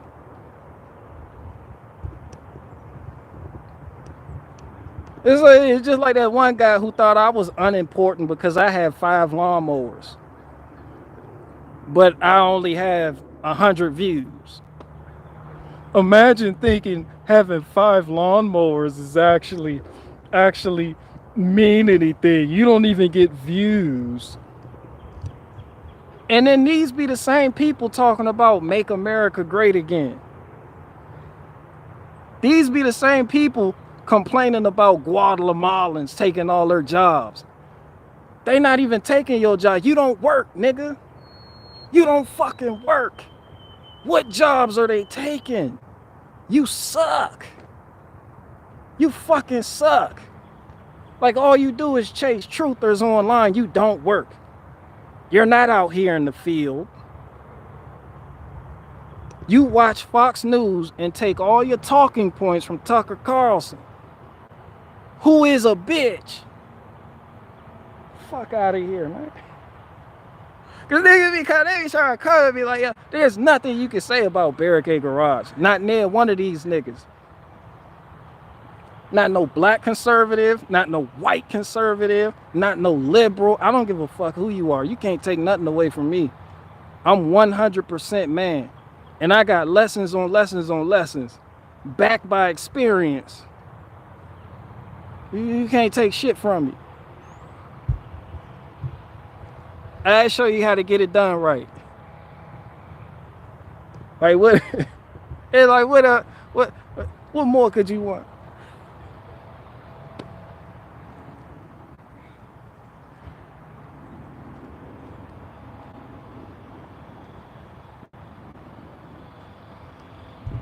Somebody said massage plant. I'll be that. I'll be that. I'll be a massage plant, but I promise you, ain't another massage agent out here getting it done like I'm getting it done. Yeah, I promise you that. Fuck that online shit. My name has weight out here.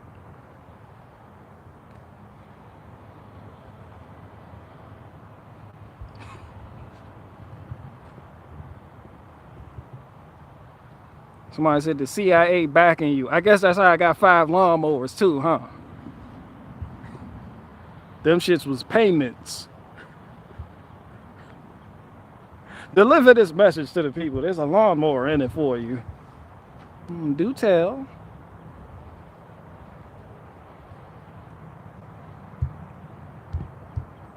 Somebody said Bosch for life. Neil Pirelli, get out. Man, that's all I'm saying though. Like you gotta have, when you have, and I know it sounds cheesy when I talk about value in the real world, because people can't comprehend the real world, because this is most people's lives. Like even though you may feel like I'm on here, it's just like this isn't my life. It's like that shit is more important than that world a lot of people come from, where they feel like if enough people wake up, they can change things. Like I see that as a trap to keep. That's Q. That's Q. That's QAnon. That whole if enough people wake up, we can change things, because enough people will never wake up. Because all the people that have woken up haven't done shit, and you're still waiting. That's a wait game. That's wait porn. That equals Q. We just need enough people to wake up. Like how many times y'all gonna watch these fucking truthers with their fucking energy drinks, yelling into the fucking microphone, talking about what Nancy Pelosi's doing, and talking about what their government is doing, and talking about every other aspect of life that they can't fucking control, that they gotta get you up in arms about. And then they end there, if enough people wake up and do what? And if enough people wake up and do what? Enough people will never wake up. Like, that's not how the world works. So that's an endless wait game. That's Q. You might as well say trust the plan at that point. Yo, when people say enough people need to wake up, they might as well say trust the plan. Well, no one waking up. Well, in the meantime, what you can do, what makes more of an impact than you sitting here talking about that bullshit that you're not going to do nothing about, you could go out and get 5 lawnmowers. I'm just saying, they got broke down. I do math. That shit is not racist. You can go get 5 lawnmowers. You can get employees. You can cut grass. You can afford trailers. You can move equipment. You can do junk removal.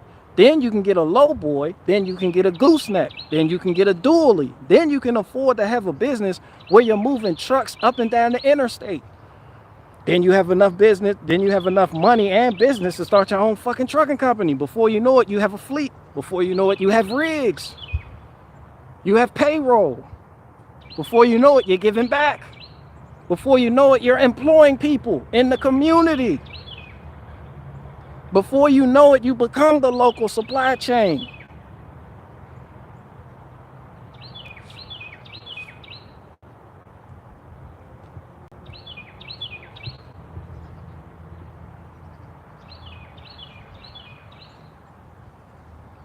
I'm gonna break this down again for the people that just got here. This for the people that just got here.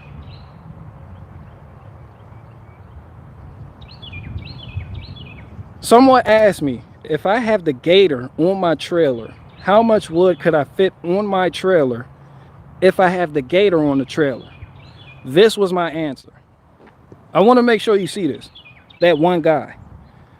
This is everything I can fit on the trailer with the Gator on the trailer. I just picked up all of this one load. And I didn't put nothing in the truck bed. This is all on a 16-foot trailer. It's how you stack it once you get it in the trailer. So now I gotta get this bucked up with the chainsaw and cut it down to size, typically between 16 to 18-inch length. See, pieces like this too long, so I gotta cut it up. And the pieces that I cut off go in the fire, which is why y'all see me with a fire out here every day. Because I clean as I work. I don't just leave shit laying around. I burn it.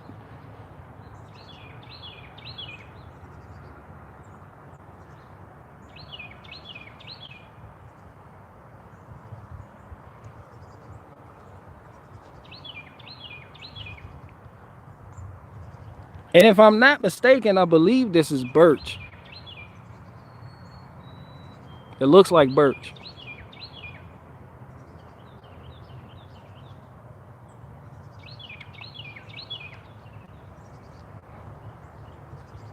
In this junk removal, somebody say, yeah, that's birch. Look like birch. That's what I thought.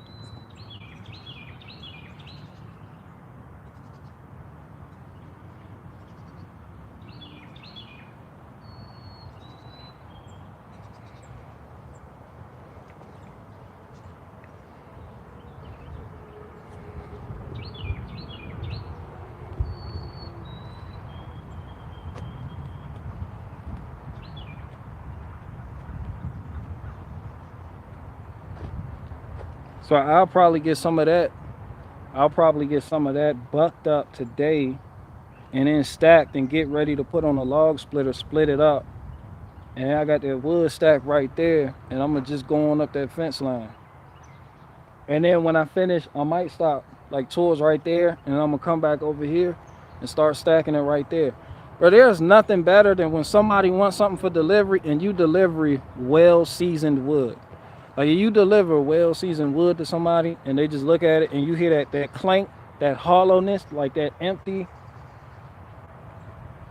Like the type of wood you look at it wrong and it catch fire. Yeah. Like I burn green wood back here all the time. But I don't, like last year I was fucking up. But that's the process of evolving and doing better. I didn't do this last year. Like I didn't prepare. Like all of this is preparation. So I prepare in my downtime, in my spare time. So now you've seen that one stack over there. That's like 6 cords on that side of the yard. I have about 2 cords over here. And that stuff dry and ready to go. And that's probably 1.5 cords. That's probably 1 cord right there. Maybe 1.5 cords right there. Well, I'm taking it right on up that fence line. And come fall, come October, yeah, shit gonna be ready.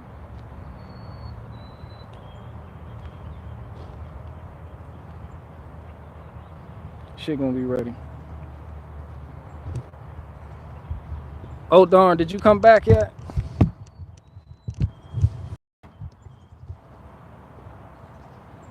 So now all I gotta do, put the grill up.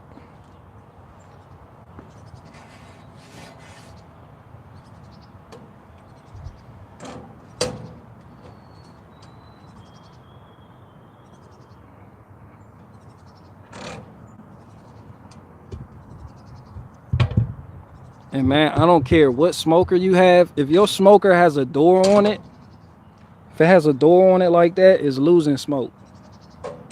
So I bought this aftermarket gasket to put around the edge, the perimeter. And since I put this gasket here, I haven't lost a lot of smoke. Because real cooks know that when they're smoking meats, the temperature is crucial. And you want to prevent temperature spikes and fluctuations.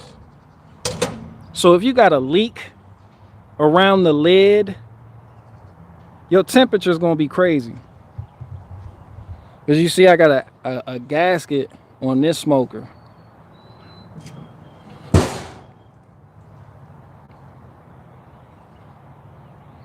I love this smoker. This is my Judge right here. I like it. So that's typically you guys see me using this smoker. because the gasket that came with it is official. It loses no smoke, which is why it's able to keep a steady temperature. And that's what you want when you're doing prolonged cooks. All right, Faith Farah. All right, y'all. I'm out. Everybody out. Everybody's banned. Everybody out.